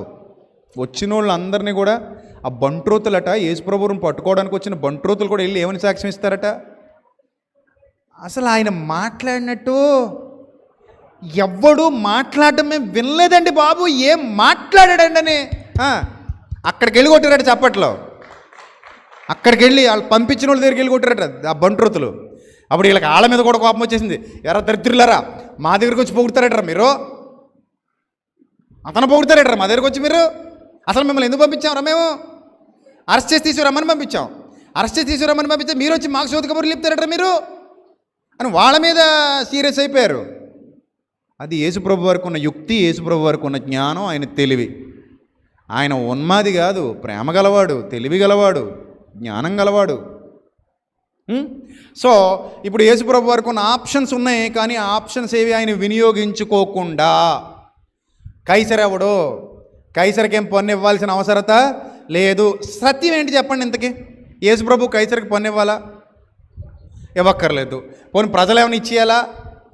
రూల్గా మాట్లాడుకుంటే అంతంత పన్నులు ఇవ్వాలా? ఇవ్వక్కర్లేదు. దైవానుసారంగా ఆలోచిస్తే ప్రకృతి అందరికీ సమానమే కాదా? సమానమే. ప్రకృతి అందరికీ సమానమే. ప్రకృతి అంతటిని దేవుడు మానవులందరికీ సమానంగా పంచిపెట్టాడు. అంతేనా? పండించే పంట ప్రభుత్వానికి పన్ను కట్టడం వేరు, ఒక వ్యక్తికి పన్ను కట్టడం వేరు. మళ్ళీ మీరు దాన్ని కలిపారు కనుక అర్థమైందా? ఇది ప్రజాస్వామ్య ప్రభుత్వం, ప్రజల సొమ్ము. అఫ్కోర్స్ తినేస్తున్నారు అనుకోండి, దాన్ని పక్కన పెట్టండి. యథావిధిగా ప్రజాస్వామ్య ప్రభుత్వాన్ని అనుకున్నట్టుగా అమలు చేస్తే, ప్రజాస్వామ్యంలో ప్రభుత్వానికి పన్ను కడుతున్నామంటే మన డబ్బు మనమే మన అభివృద్ధి కోసం ఖజానాలో దాచుకుంటున్నామని అర్థం. కానీ రాజరికపు వ్యవస్థలో అలా కాదు. రాజరికపు వ్యవస్థలో రాజుకు పన్ను కడుతున్నామంటే ఆ సొమ్ము మొత్తం ఎవరిది? రాజుదే. ప్రజలకేం ఉపయోగపడదు. ఇంకా అది పక్కా రాజుకు మాత్రమే. సో ఇప్పుడు యేసుప్రభు వారు ఆ జ్ఞానం చెప్పి, అరే నాయన నువ్వెవడరా అసలు, నువ్వేదో జయించేసి ఈ రాజ్యాన్ని నీ సొంతం చేసేసుకున్నంత మాత్రాన ప్రజలందరినీ పీడించి డబ్బులు వసూలు చేసుకుంటావురా నువ్వు? నీకు ఎందుకు ఇవ్వాలి అసలు? ఆకాశము నుండి అగ్ని దిగి వచ్చి నీ సామ్రాజ్యమును నశింపజేయును గాక అన్నాడు అనుకోండి. వెంటనే అగ్ని దిగి ఏలియా గారు పిలిచినప్పుడు వచ్చినట్టు మొత్తం అక్కడ ఉన్న వాళ్ళందరినీ కాల్చేసినట్టు ఇప్పుడు రోమా అధిపతిని, రోమా సామ్రాజ్యాన్ని మొత్తం భస్మం చేసేసింది అనుకోండి. ఏమైనా చేయగలరా? ఆయన్ని ఏమైనా చేయగలరా?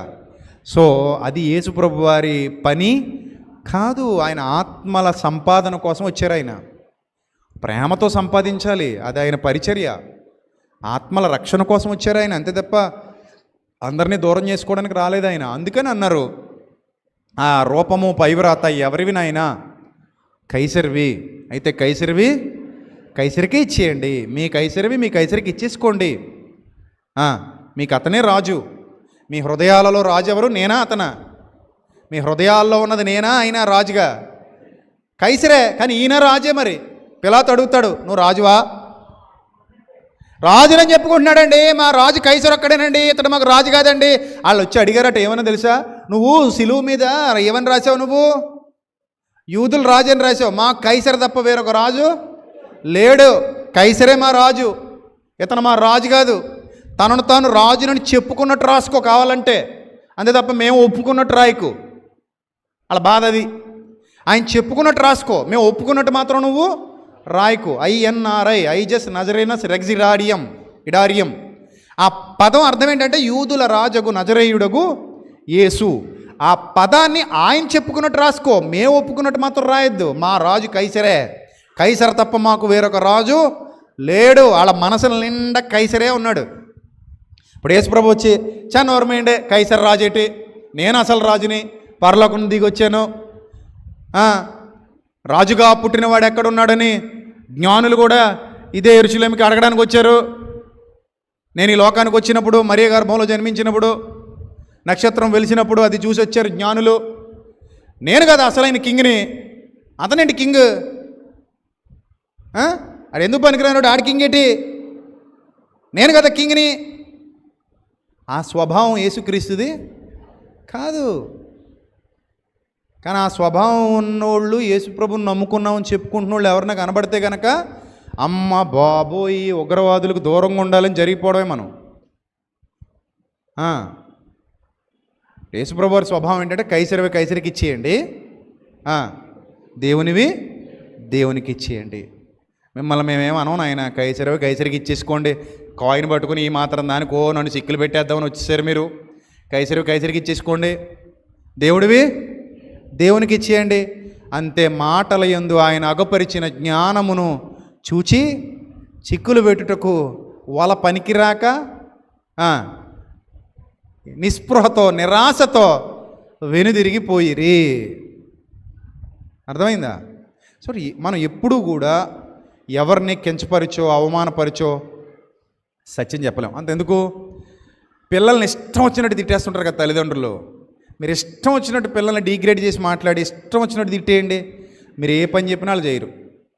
ఉండే కొలది మెల్లిమెల్లిగా ఎదుగుతున్న కొలది మీ తిట్లు విని విని విని విని విని విని ఏదో రోజు మీకు ఏమైపోతారు? వాళ్ళు వ్యతిరేకమైపోతారు. సరే, ఇప్పుడు మిమ్మల్ని అడుగుతాను, మిమ్మల్ని ఇష్టం వచ్చినట్టు తిట్టేస్తుంటాను రోజును, నన్ను ప్రేమిస్తారా? దుర్మార్గుడా, పశువా, మనిషివా, పశువా? ఇంక ఇదే రోజు ఎప్పుడు కనబడేటప్పుడు ఇంకా ఆయన అదే అంటున్నాను అనుకోండి. నేను వింటాడు ఏదో రోజు ఛీ అని పోతాడు. అంతేనా?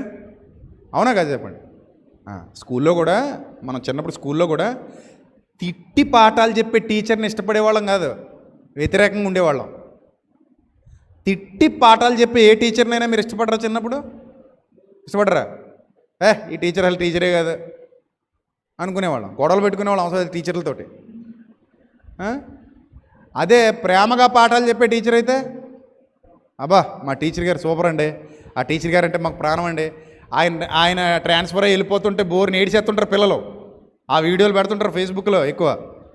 ఆయన ట్రాన్స్ఫర్ అయ్యి వెళ్ళిపోతుంటే ఏం చేస్తుంటారు పిల్లలందరూ? ఏడ్చేసి బాబోయ్ మీరు వెళ్ళొద్దు, బాబోయ్ టీచర్ గారు మీరు వెళ్ళొద్దు, మాస్టరు మీరు వెళ్ళొద్దు అని వాళ్ళు పట్టుకుని ఏడ్చేస్తుంటారు. చిత్తకోటి చెవులు మూసేసే టీచర్ మీద ఎవరికి ఏముండదు, ప్రేమ ఉండదు. సో మీకు ఇవన్నీ అర్థమైతే ఎవరిని మీరు ద్వేషంతో సంపాదించుకోలేరు. కాబట్టి సత్యం, ప్రేమతో సత్యం చెప్పమన్నాడు. మీరు సత్యం చెప్పేటప్పుడు ఎలా చెప్పాలి? ప్రేమతో చెప్పాలి. యేసుప్రభు చేసింది అదే. ఆ స్థితిలో నుండే మనం వచ్చాం, ఆ స్థితిలో నుండే మనం ఇక్కడికి వచ్చాం. చీకటిలో నుండి వెలుగులోకి వచ్చాం. ఆశ్చర్యకరమైన తన వెలుగులోనికి మిమ్మల్ని పిలిచిన వాని గుణాతిశయములు ప్రచురము చే నిమిత్తము ఏర్పరచబడిన వంశము, రాజులైన యాజక సమూహమై ఉన్నారు గనుక ప్రేమ కలిగి సత్యము చెప్పుచు మనం అన్ని విషయాలలో ఎదగాలి. ప్రేమ కలిగి సత్యం చెప్పుచు మనం అన్ని విషయాలలో ఎదగాలి. ఇది మన స్వభావం కావాలి, ఇది మన ఆలోచన కావాలి, ఇది మన విధానం కావాలి. అంతే తప్ప దుర్మార్గపు స్వభావంతో, అంటే ఇప్పుడు కొంతమంది ఎలా తయారయ్యారంటే, నేను వాళ్ళని శత్రువుల బూచిలా చూపిస్తే వీళ్ళందరూ నా పక్షానికి వచ్చేస్తారు కదా, నేను హ్యాపీగా బతకొచ్చు. ఒకటే గుర్తుపెట్టుకోండి, ఇరు వర్గాల మధ్య గొడవలు పెట్టినోడు బాగానే ఉంటాడు, ఆ వర్గాలు నాశనం అయిపోతాయి, వాళ్ళు కొట్టు చచ్చిపోతారు, వాళ్ళు అన్యాయం అయిపోతారు, వాళ్ళ మనసుల్లో విషయాలు నింపేసుకుని వాళ్ళు నరికేసుకుంటారు. అది ఏ మతంలో ఉన్న మతోన్మాదైనా సరే మీరు జాగ్రత్తగా ఉండండి. వాడు మనకు మేలు చేయవాడు కాడు, మేలు చేయవాడు దేవుని సంబంధి, కీడు చేయవాడు దుష్టుని సంబంధి. అదే చెప్తోంది బైబిల్. మేలు చేయవాడు దేవుని సంబంధి, కీడు చేయవాడు దుష్టుని సంబంధి. మీ మనస్సులో విషాన్ని నింపుతున్నవాడు, మీ మనస్సులో విషాన్ని నాటుతున్నవాడు, వాడు దుష్టుని సంబంధి. అందుకే పౌలు ఎంత ప్రేమ గలవాడంటే, తర్వాత చూడండి రోమాపత్రిక 9వ అధ్యాయము, రోమాపత్రిక 9వ అధ్యాయము, నాకు బహుదుఃఖమును, మొదటి వచనం, రోమాపత్రిక 9వ అధ్యాయం మొదటి వచనం, నాకు బహుదుఃఖమును నా హృదయములో మానని వేదనయు కలవు. క్రీస్తునందు నిజమే చెప్పుచున్నాను, అబద్ధమాడుట లేదు. పరిశుద్ధాత్మయందు నా మనస్సాక్షి నాతో కూడా సాక్ష్యం ఇచ్చుచున్నది. సాధ్యమైన ఎడల దేహ సంబంధులైన నా సహోదరుల కొరకంటే పూర్వ మతం వారాళ్ళు, యోధ మతం వాళ్ళు, యూదులు. ఈయన మతం కాదు ఇది, ఈయన మార్గం వేరు, వాళ్ళ మతం వేరు. వాళ్ళు యూదులు యోధ మతంలో ఉన్నారు, ఈయన క్రీస్తు మార్గంలోకి వచ్చేసాడు. రైట్. దేహ సంబంధులైన నా సహోదరుల కొరకు నేను క్రీస్తు నుండి వేరై శాపగ్రస్తుడినై ఉండగోరుదును. చూసారా ఎంత ఎంత ఎంత ప్రేమ వ్యక్తపరిచాడండి ఆ యూదుల మీద, ఆ యోధ మతం మీద. కానీ వాళ్ళు ఆ ప్రేమ కనపరచలేదండి. ఈయన చంపాలని చూశారండి వాళ్ళు. తెరవబడిన హృదయాలు, తెరవబడని హృదయాలు అవి. ఈయనదేమో తెరవబడిన హృదయం, వాళ్ళదేమో తెరవబడని హృదయం. ఈయనకేమో క్లియర్ పిక్చర్ కనబడుతుంది. ఒక గిరి గీసుకుని నూతులో కప్పలా బతకట్లేదు. విశాల దృక్పథంతో, బ్రాడ్ మైండ్తో ఉన్నాడు. ఎవరు? పౌలు భక్తుడు. ఆయనది విశాల దృక్పథం. ఎంత విశాల దృక్పథం అంటే వాళ్ళని రక్షించడానికి, వాళ్ళని ఏదో విధంగా రక్షణలోకి నడిపించడానికి. చూడండి, అపోస్తుల కార్యాలు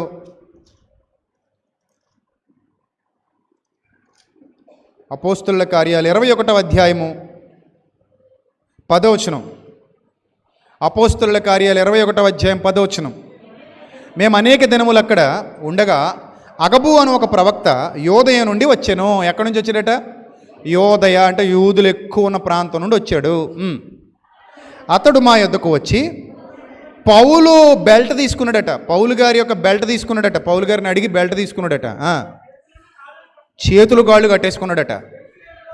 యెరూషలేములో యూదులు, ఎవరు యూదులు అంటే ఏ మతంలో నుండి అయితే పౌలు బయటకు వచ్చాడో ఆ మతానికి చెందినటువంటి యూదులు ఈ నడికట్టు గల మనుష్యుడిని ఇలా బంధిస్తారు. బంధించి మళ్ళీ ఎవరి చేతికి అప్పగిస్తారు? అన్యజనుల చేతికి అప్పగిస్తారని పరిశుద్ధాత్మ చెప్తున్నాడట. సేమ్ యేసుప్రభువుకు జరిగినట్టే జరిగింది. యేసుప్రభువును సొంత యూదులే, సొంత జాతి వారే నేరారోపణ, నిందలు మోపి, నేరాలు మోపి ఎవరి చేతికి అప్పగించారు? అన్యజనులు, రోమీయుల చేతికి అప్పగించారు. యూదులకు అన్యజనులు ఎవరు? రోమీయులు. రోమీయులకు అన్యజనులు ఎవరు? యూదులు. అర్థమైందా? నీకు అన్య భాష తమిళ్, మలయాళ, హిందీ, ఇంగ్లీష్, ఇటిసి ఏముంటుంది ఇంకా? అవన్నీ నీకు ఏ భాషలు? అన్య భాషలు. వాళ్ళందరికీ తెలుగే భాష, అన్య భాష. అర్థమైందా? మనకి మన పక్కన ఉన్న రాష్ట్రాల్లో భాషలు అన్య భాషలే, వాళ్ళకే మన భాషలు అన్య భాషలు. మనకు ఆ పక్కన ఉన్న రాష్ట్రాలన్నీ అన్య రాష్ట్రాలు అంటారు వాటిని. వాళ్ళకి మనం ఏ రాష్ట్రం? అన్య రాష్ట్రం. అన్య భాష, అన్య రాష్ట్రం, అన్యజనులు అనే పదాలు ఏం భూత పదాలు కాదురా నాయన. మొన్న ఒక ఆయన అంటాడు, ఏయ్ మమ్మల్ని అన్యజనులు అంటారేటి అంటాడు. అన్యజనులు అంటే అదే భూత పదవో చెడ్డ పదవో కాదు. ఒకసారి మా ఫ్రెండ్ కూడా అన్నాడు నన్ను, అరే ఈడు మనల్ని అందరినీ అన్యజనులు అంటాడు రా అన్నాడు. నేను ఎప్పుడో ప్రసంగంలో విన్నాను రా, అరే మమ్మల్ని అన్యజనులు అంటావు కదరా నువ్వు అన్నాడు మా ఫ్రెండ్ ఒకడు. అప్పుడు నేను అన్నాను, అరే అన్యజనులు అంటే అర్థం ఇదిరా నాయన. రాజేష్ అని ఉంటాడు మా ఫ్రెండ్, వాడు అన్నాడు అనమాట, అన్యజనులు అంటే అర్థం ఇదిరా. అన్యజనుడు అంటే నువ్వు అంటరానోడా, నువ్వు కాదురా పనికి మళ్ళోడా, నేను అన్నది అర్థం చేసుకుని చావు, మళ్ళీ నా ప్రసంగాలు విన్నాను నాకేస్తున్నావు నువ్వు కౌంటర్లో అని చెప్పానమాట. సో అన్యజనులు అంటే మన భాష కానివారు, మన మార్గం కానివారు, లేదా మతం కానివారు, మన జాతి కానివారు, మన దేశం కానివారు, మన రాష్ట్రం కానివారు, మన జిల్లా కానివారు, ఇలాగే ఎక్కడికక్కడ మన కుటుంబం కానివారు కూడా మనకి వేరే కుటుంబం అంటాం, వేరే లేదా పరాయి కుటుంబం. సో అలాగా మన అన్న భావన వచ్చినప్పుడు వేరే అని చెప్పేటప్పుడు ఈ పదాలు వాడుతుంటారు. రైటా? రైట్. ఇప్పుడు యూదులు ఈ నడికట్టు గల మనుష్యుని ఇలాగూ బంధించి ఎవరికి అప్పగించారట? అన్యజనుల చేతికి అప్పగింతురని పరిశుద్ధాత్మ చెప్పేశాడట. ఎవరికి చెప్పేశాడు? పౌలు భక్తుడికి చెప్పేశాడు. పరిశుద్ధాత్ముడు పౌలు భక్తుడికి ఈ ప్రవక్త ద్వారా, అగబు అని ప్రవక్త ద్వారా చెప్పేశాడు. అప్పుడు ఆ మాట విన్నప్పుడట పౌలును ప్రేమించే వాళ్ళందరూ మేమును అక్కడి వారును యెరూషలేముకు వెళ్ళొద్దని బతిమాలుకున్నాం. కానీ ఆయన, ఇదెందుకు మీరు ఏడ్చి నా గుండె బద్దలు చేసేదిరా, నేనైతే ప్రభు అయిన యేసు నామము నిమిత్తం యెరూషలేములో బంధింపబడుటకు మాత్రమే గాక చనిపోవుటకు సిద్ధముగా ఉన్నానని చెప్పెను. అతడు ఒప్పుకొనినందున మేము ప్రభు చిత్తము జరుగునుగాకని ఓరకుంటిమి. ఆ దినములైన తర్వాత మాకు కావలసిన సామాగ్రి తీసుకుని యెరూషలేమునకు ఎక్కిపోతిమి. ఇంకా అక్కడ నుంచి అందరూ కలిసి యెరూషలేముకు వచ్చినప్పుడు 17వ వచనం చూడండి. సహోదరులు సంతోషముతో మమ్మల్ని చేర్చుకున్నారు. మరునాడు పెద్దలందరూ అక్కడికి వచ్చి ఉండగా పౌలు మాతో కూడా యాకోబు నొద్దకు వచ్చెను. అతడు వారిని కుశలమడిగి తన పరిచర్య వలన దేవుడు అన్యజనులలో జరిగించిన వాటిని వివరముగా తెలియజెప్పెను. వారు విని దేవుని మహిమపరిచి అతన్ని చూచి వాళ్ళొక సలహా ఇచ్చారట. 20వ వచనం జాగ్రత్తగా చూడండి. వాళ్ళు ఇచ్చిన సలహా ఏంటట? సహోదరుడా, యూదులలో విశ్వాసులైన వారు ఎన్ని వేల మంది ఉన్నారో చూస్తున్నావు కదా. చాలామంది యూదుల్లో ఏమయ్యారు? విశ్వాసులయ్యారు. వారందరూ ధర్మశాస్త్రమందు ఆసక్తి గలవారు. ఇంకా ఆ ఆచారాల పట్ల వాళ్ళకి ఆ జబ్బు తగ్గలేదు. అయితే అన్యజనులలో ఉన్నటువంటి యూదులు తమ పిల్లలకు సున్నతి చేయకూడదనియు, చూడండి మళ్ళీ ఏమంటారు? మనలోకి వచ్చిన యూదులు, అన్యజనులలో ఉన్న యూదులు. ఇప్పుడు 2 వర్గాలైనవి. మళ్ళీ క్రీస్తులకు వచ్చిన యూదులు ఉన్నారు, క్రీస్తులకి రాని యూదులు ఉన్నారు. మళ్ళీ వాళ్ళని ఏ జనులు అంటాడు? మళ్ళీ అన్యజనులైన యూదులు అంటాడు. మళ్ళీ ఏంది విచిత్రం? ఆ భాష అంతే. అన్యజనులలో ఉన్న యూదులు తమ పిల్లలకు సున్నతి చెయ్యొద్దనియు, మన ఆచారముల చొప్పున నడవకూడదనియు నువ్వు చెప్పుట వలన వారందరూ మోషేను విడిచిపెట్టాలని నువ్వు బోధిస్తున్నట్టు వీరు నిన్ను గూర్చి వర్తమానం విని ఉన్నారు. అంటే అలాగా చెడ్డ వర్తమానం పుట్టించేశారనమాట జనాల్లో. ఆ పౌలు అనేవాడు వస్తాడు, వాడు మాట వినకండి, వాడు సున్నతి వద్దంటున్నాడు. ఆ పౌలు అనేవాడు వస్తాడు, వాడు మాట వినకండి, వాడు ధర్మశాస్త్ర ఆచారాలు వద్దంటున్నాడు, మోషేను వదిలేయమంటున్నాడు. ఇంక చూడండి, జనం పుట్టిందంటే పురుగులు పెట్టేసింది కదా, ఇంకా వినేవాళ్ళు ఏమి ఉండవు. ట్రోల్ చేయండి. ఏమన్నాడట? సున్నతి వద్దన్నాడట. ఇంకేం వద్దన్నాడట? పౌలు గారిని మోషేని విడిచిపెట్టేమంటున్నాడట. ఇంకేం వద్దంటున్నాడట? ధర్మశాస్త్ర ఆచారాలు పద్ధతులు వద్దంటున్నాడట. ఇంకేమన్నా అంటున్నాడా? అంటే అన్నాడు, అనలేదు, మనం ఏదో మనం పెట్టేద్దాం. అతను అంటే ఏముంది, అనకపోతే ఏముంది, మనం ఏం చేద్దాం? పెట్టేద్దాం. నిన్న మొన్న ఒకటి చూసి నవ్వుకున్నాను. పాత పాటలు ఉంటాయి కదా, నా యేసయ్య అని ఉంటుంది అక్కడ. యాక్చువల్లీ నాకు పాత పాటల మీద పెద్ద అవగాహన లేదు. నేను రాసుకున్న పాటలు, మన సంఘాల్లో పాడే పాటలు తప్ప పాత పాటలు పెద్దగా ఎందుకంటే నేను పుట్టుకు నుంచి పాటలు పాడుకుంటూ ఉండడం అయితే నాకు అవగాహన ఉండేది పూర్వపు పాత పాటల మీద, ఎవరో భక్తులు రాసిన పాటల మీద. సో బైబిల్ మీద అవగాహన తప్ప పాత పాటల మీద అవగాహన లేదు. ఆ పాట ఏంటది? యేసయ్య అని పదం వస్తుంది అక్కడ. కానీ నేను హైదరాబాదులో ఆ పాట పాడుతూ దేవా అన్నాను. యేసయ్య అన్న పదం వచ్చే చోట దేవా అంటే కొంతమంది ఇగో ఈ టైపే. చూసారా, యేసు ప్రభు దేవుడు కాదని చెప్పడానికి అక్కడ యేసయ్య అని ఉంటే ఏమన్నాడు? దేవా అన్నాడు. బాబా ఏ విజ్ఞానం. సో ఎలా ఉందంటే అది సెల్ఫ్ గోల్ వేసుకున్నట్టుంది వాళ్ళకి వాళ్ళే. అక్కడ యేసయ్య అని మాత్రమే అనాలి. లిరిక్స్ అలాగే రాశారు. లిరిక్స్ ఏమైనా పరలోకం నుంచి వచ్చినాయండి? నాకు అర్థం కాక అడుగుతాను. మనిషి రాయలేదా చెప్పండి? లిరిక్స్ ఏమైనా పరలోకం నుంచి వచ్చినాయా? మనిషి రాశాడా? మనిషి రాశాడు. ఇప్పుడు యేసయ్య అని అన్న చోట దేవా అని పాడకూడదా? తప్ప అది? తప్పేం కాదు కదా. ఎందుకంటే నా దేవా అని ఉందా లేదా బైబిల్ గ్రంథంలో? హెబ్రీ పత్రికలో దేవుడే ఏమని పిలిచాడట? దేవా అని పిలిచాడట. తన కుమారుని గురించి రాయబడిందని పౌలు భక్తుడు చెప్తాడు. ఏమని పిలిచాడట అక్కడ? దేవా అని పిలిచాడట. సో ఈ దేవా అన్న పదాన్ని యేసయ్య అన్న పదానికి రీప్లేస్గా వాడుకోవచ్చు, తప్పేమీ లేదు. ఎందుకంటే వాక్యము దేవుడై ఉండెను, వాడుకోవచ్చు. నేను పాడుతూ నాకు ఆ లిరిక్స్ మీద నాకు నిజంగానే పూర్తిగా అవగాహన లేదు. కొన్ని పాటలు నాకు పూర్తిగా రావు. ఎందుకంటే పాత పాటల మీద అంత అవగాహన ఉన్నవాడిని కాదు. ఇంకా ఆంధ్ర క్రైస్తవ కీర్తనలో అన్ని పాటలు కూడా నేను నేర్చుకోవాలా. నాకు అన్ని పాటలు రావు కూడా.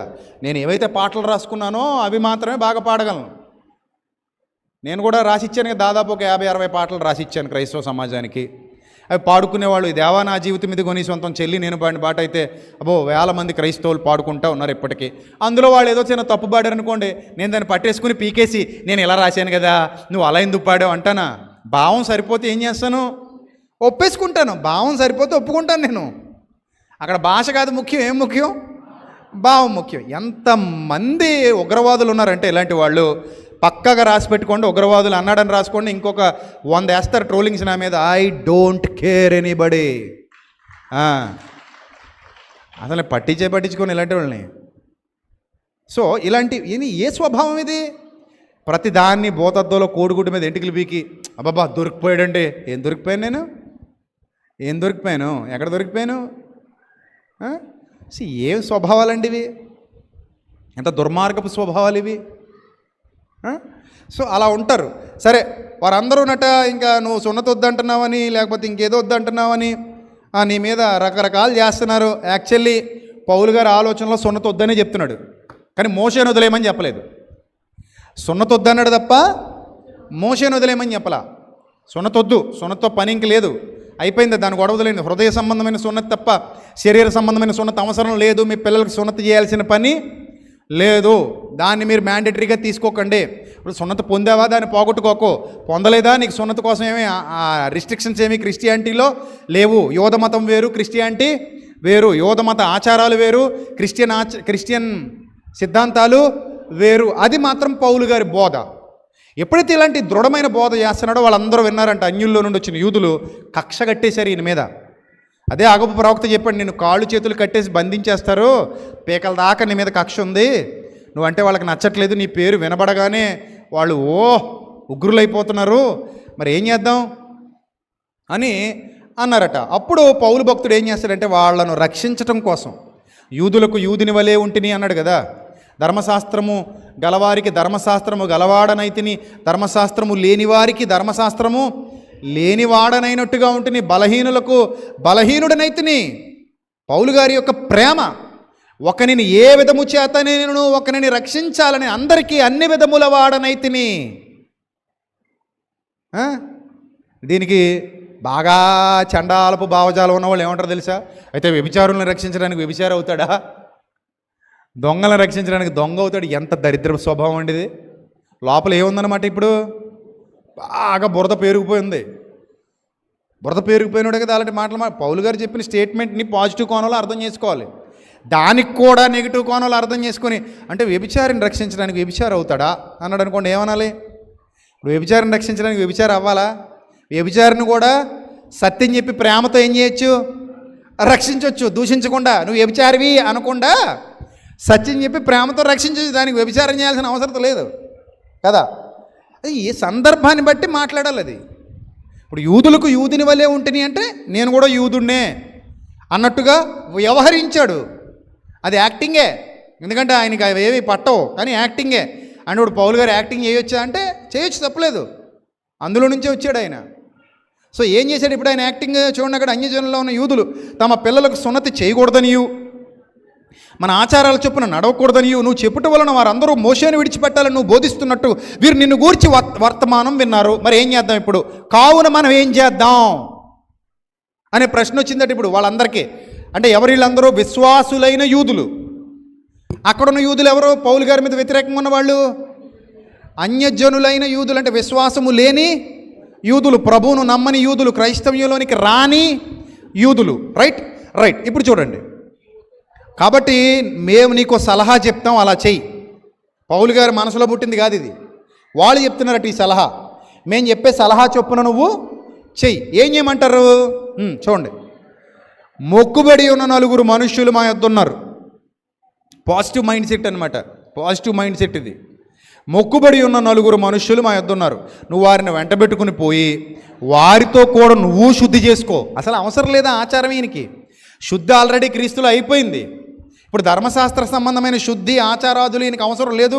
అదే హెబ్రీ పత్రికలో చాలా స్పష్టంగా రాస్తాడు పౌలు. ఇప్పుడు నువ్వు వెళ్ళి శుద్ధి చేసుకోవాలి. ఇప్పుడు శుద్ధి ఎలా చేసుకుంటున్నాడు? నిజంగా చేసుకుంటున్నాడా, యాక్టింగే పౌలు గారిది? నో డౌట్ యాక్టింగే అది. కానీ నువ్వేం చేసుకోవాలి ఇప్పుడు వెళ్ళి? శుద్ధి చేసుకొని వారు తలక్షౌరం చేయించుకోవడానికి అయ్యే తగులుబడి నువ్వు పెట్టుకో. పెట్టుకుంటే ఏమవుతుంది? అప్పుడు నిన్ను గూర్చి తాము వినిన వర్తమానం నిజం కాదనియు నువ్వు ధర్మశాస్త్రము గైకొని ఈ యథావిధిగా, అంటే అప్పటి మాదిరిగా నడుచుకుంటున్నావని తెలుసుకొందురు. యథావిధిగా, యథావిధి, కానీ ఆయనకు విధ ఎప్పుడో పక్కన పెట్టేశాడు. ఆ ఆచారాలు బలులు అవన్నీ ఎప్పుడో పక్కన పెట్టేశాడు. అవన్నీ ఇంకా ఈయనవి కాదు. యోధ మతంలో లేడు ఈయన. యోధ మతాన్ని వదిలేశాడు, క్రీస్తులోకి వచ్చేసాడు. క్రీస్తు మార్గంలో ఉన్నాడు ఈయన. ఎప్పుడైతే దర్శనంలో పట్టబడ్డాడో అప్పటి నుంచి ఎవరి మార్గంలో ఉన్నాడు? క్రీస్తు మార్గంలో ఉన్నాడు. కానీ ఇదిగో నీ సువార్తకు ఆటంకాలు కలుగుతాయి, వాళ్ళు ఇలా చేద్దామని నిన్ను ఇలా సంఖ్యలతో బంధించి తాళ్ళతో కట్టేద్దామని అగబు చెప్పాడు కదా. సో వాళ్ళు అలా ఉన్నారు. మా మాట విను ప్లీజ్, కొంచెం మా మాట విను. నువ్వు తగులుబడి ఉన్న వాళ్ళని తీసుకెళ్ళు, వాళ్ళ మొక్కుబళ్ళకు నువ్వు అయ్యే ఖర్చు పెట్టుకో, నువ్వు తీసుకుని వెళ్ళు. ఎందుకంటే నువ్వు కొంతకాలం పాటు వీళ్ళని సత్యంలో నడిపించాలంటే నువ్వు కొంచెం తగ్గాలి పౌలు భక్తుడా. అందుకని నువ్వేం చేయాలట? తలక్షౌరం చేయించుకున్నట్టుకు వారి కయ్యడి తగులుబడి పెట్టుకో.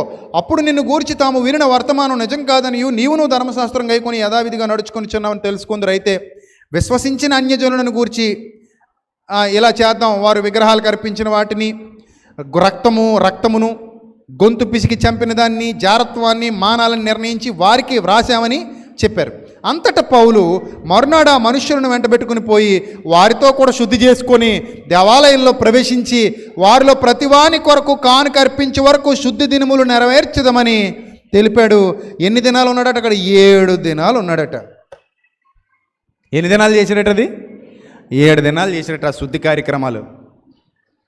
అసలు ఆయన విశ్వాసం అదా? ఇప్పుడు చెప్పండి, మీరు అందరూ చెప్పండి క్రైస్తవులారా, ఆయన విశ్వాసం అదా? కాదు. కానీ యూదులను సంపాదించుకున్నటకు యూదుని వలె ఉంటిని అన్న మాటలోని ఆంతర్యం ఇది.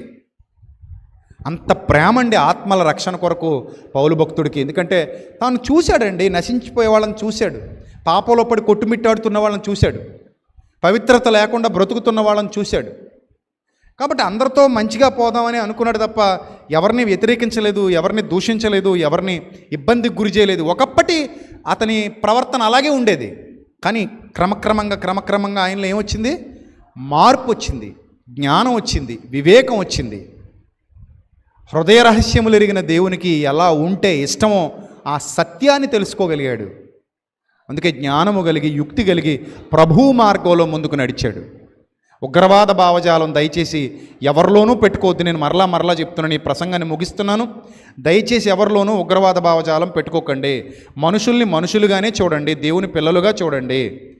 వాళ్ళు సత్యంలోనికి రావాలన్న మంచి మనసుతో చూడండి. అందరూ బాగుండాలని కోరుకోండి. మొదట మనం భారతీయులం, తర్వాత మనకు ఊహ తెలిసిన తర్వాత మనకు నచ్చిన మతాన్ని మనం ఎంచుకుంటున్నాం. అవునా? పుట్టుకతోనే మనం మనకి ఏ పౌరసత్వం వచ్చింది? లోక సంబంధంగా భారతీయ పౌరసత్వం వచ్చింది. సో కాబట్టి జాతీయ జెండాకి సెల్యూట్ చేస్తున్నాం, వందే మాత్రం పాడుతున్నాం, జనగణమన పాడుతున్నాం, అందరితో కలిసిమెలిసి బ్రతుకుతున్నాం. కాబట్టి ప్రియమైన దేవుని సంగమా, జ్ఞానము కలిగి వివేకము కలిగి అందరినీ గౌరవిస్తూ మీ విశ్వాసంలో మీరు కొనసాగండి. వాళ్ళ విశ్వాసంలో వాళ్ళు కొనసాగుతారు. మనం ఎవరిని ఇబ్బంది పెట్టొద్దు. ఒక్కవేళ ఎవరైనా చట్ట వ్యతిరేకంగా, రాజ్యాంగ వ్యతిరేకంగా ప్రవర్తిస్తే చర్యలు తీసుకుందాం. లేదా ఏ వ్యక్తి అయినా నోటికొచ్చినట్టు మాట్లాడుతుంటే ఆ వ్యక్తి వరకు మాత్రమే తప్పు పడుతూ బుద్ధి చెప్పాలి. అంతే తప్ప ఆ వ్యక్తి యొక్క విశ్వాసాన్ని అంతటినీ మనం అనడానికి మనకు అర్హత లేదు. ఎందుకంటే అందరూ అలాంటి వాళ్ళు కారు. చాలామంది మంచోళ్ళు కూడా ఉంటారు. అదే అంటాను నేను, అన్ని మతాల్లోనూ అన్ని మార్గాల్లోనూ మంచోళ్ళు ఉంటారు, చెడ్డోళ్ళు ఉంటారు. కాబట్టి ఇప్పుడు కుటుంబంలో ఒక వ్యక్తి తప్పు చేసేందుకు కుటుంబాన్ని అంతటినీ నిందిస్తామా? నిందించకూడదు. అబ్షాలోము తప్పు చేశాడని దావీదుని అనకూడదు. సమూయేలు కుమారులు తప్పిపోయారని సమూయేలుని అనకూడదు. సో కాబట్టి ఎవరిది వాళ్ళదే. తండ్రులు ద్రాక్షలు తింటే పిల్లల పళ్ళు పులుస్తాయా పులియవు అన్నాడు కదా. సో కాబట్టి జాగ్రత్త కలిగి, యుక్తి కలిగి, జ్ఞానం కలిగి సత్యం కొరకు నిలబడదాం, సత్యంలో నిలబడదాం, సత్యం కొరకు పోరాడదాం. అలాంటి ధన్యకరమైన స్థితి దేవుడు మీకు అనుగ్రహించి అనేక మంది మూసుకుపోయిన నేత్రాలు దేవుడు తెరుచునుగాక, సత్యములో అనేకులను నడిపించునుగాక. మోసపోతున్న చూడండి, క్రైస్తవ్యంలో మోసం చేసేవాళ్ళు, చిల్లర పనులు చేసేవాళ్ళు, చీటర్లో చాలామంది ఉన్నారు. వాళ్ళ గురించి ఉన్మాదులు అసలు ఆలోచన చేయరు. మీరు చేసుకుంటారు ఆయన, మేము అలా చూసి చూడనట్టు ఊరుకుంటామంటారు. మనం మాట్లాడామంటే మనకు బడి ఏడుస్తుంటారు. కానీ ఎన్ని వేల మంది మోసపోతున్నారో వాళ్ళ మాయలో పడి, ఆ అజ్ఞానంలో పడి, ఆ దుష్ట ఆలోచన విధానంలో పడి. కాబట్టి మన ముందున్నటువంటి ఎన్నో పోరాటాలు, ఈ పోరాటాలన్నిటిలో దేవుడు మనకు విజయం ఇచ్చి నడిపించునుగాక. ఆమెన్. అందరూ కూడా తలలు వంచండి, ప్రార్థన చేసుకుందాం. పరిశుద్ధుడ, ప్రేమగల తండ్రి, దయగల ప్రభువా, కృపగల దేవా, మీ పవిత్ర నామానికి స్తుతులు స్తోత్రాలు తండ్రి. ప్రభా, మేము ఎలా ఉండాలో, అందరినీ ఎలా ప్రేమించాలో, అందరి యందు ఎలా దయగలిగి ఉండాలో తండ్రి, మీ ప్రేమను ఎలా ప్రపంచానికి పరిచయం చేయాలో మాకు నేర్పిస్తున్నందుకు స్తోత్రం తండ్రి. మీరు లోకముని ఎంతో ప్రేమించారు. మంచివారి మీద చెడ్డవారి మీద కూడా సూర్యుని ఉదయింపజేస్తున్నారు, వర్షం కురిపిస్తున్నారు తండ్రి. ప్రభా, మీరు ఎంత దయగల దేవుడై ఉన్నారో ఈ ప్రపంచం తెలుసుకోవాలి.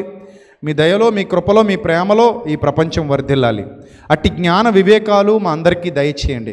ప్రభు ఎలా యుక్తిగా ఉన్నారో, పౌలు భక్తుడు ఎలా యుక్తిగా ఉన్నారో, మేము కూడా జ్ఞానము కలిగి, యుక్తి కలిగి ముందుకు కొనసాగడానికి శక్తిని అనుగ్రహించమని ప్రభా, ఈ సందేశాన్ని విన్న బిడ్డలందరి హృదయాలలో మీ కుమారుడైన క్రీస్తు వారి ప్రేమను బలముగా రప్పించి తండ్రి, సహృదయాన్ని ప్రసాదించి, సద్భావన ప్రసాదించి తండ్రి, వివేకాన్ని ప్రసాదించి, ప్రతి దానిని ఆగి ఆలోచించగలిగే జ్ఞాన వివేకములు బిడ్డలందరికీ దయచేయమని తండ్రి, మీ సహాయమును అందరికీ అనుగ్రహించమని తండ్రి. ఎవరైతే తండ్రి స్వలాభాపేక్షతో, ధనార్జనే ధ్యేయంగా లేదా ప్రజల మెప్పు కొరకు, ప్రజల ఆలోచనల కొరకు ముందుకు నడుస్తున్నారో వారిని మీరు గుర్తించి వారికి తగిన జ్ఞానాన్ని, వివేకాన్ని అనుగ్రహించండి తండ్రి.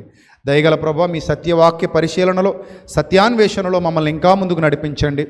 మాలో ఏమైనా లోటుపాట్లు ఉంటే వాటిని మన్నించి దిద్దుకోగలిగే అవకాశాన్ని ఇవ్వండి ప్రభా. మమ్మల్ని మీ సన్నిధి ఎదుట సరిదిద్ది ముందుకు నడిపించమని మా సంఘాలను ఇంకా దీవించి ఆశీర్వదించండి.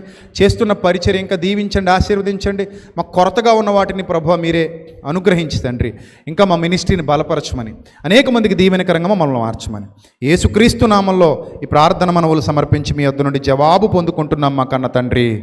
ఆమెన్. ఆమెన్. అందరికీ వందనాలు. May Lord bless you all, love you all. దేవుడు మిమ్మల్ని, మీ కుటుంబాల్ని దీవించి ఆశీర్వదించునుగాక. ఆమెన్.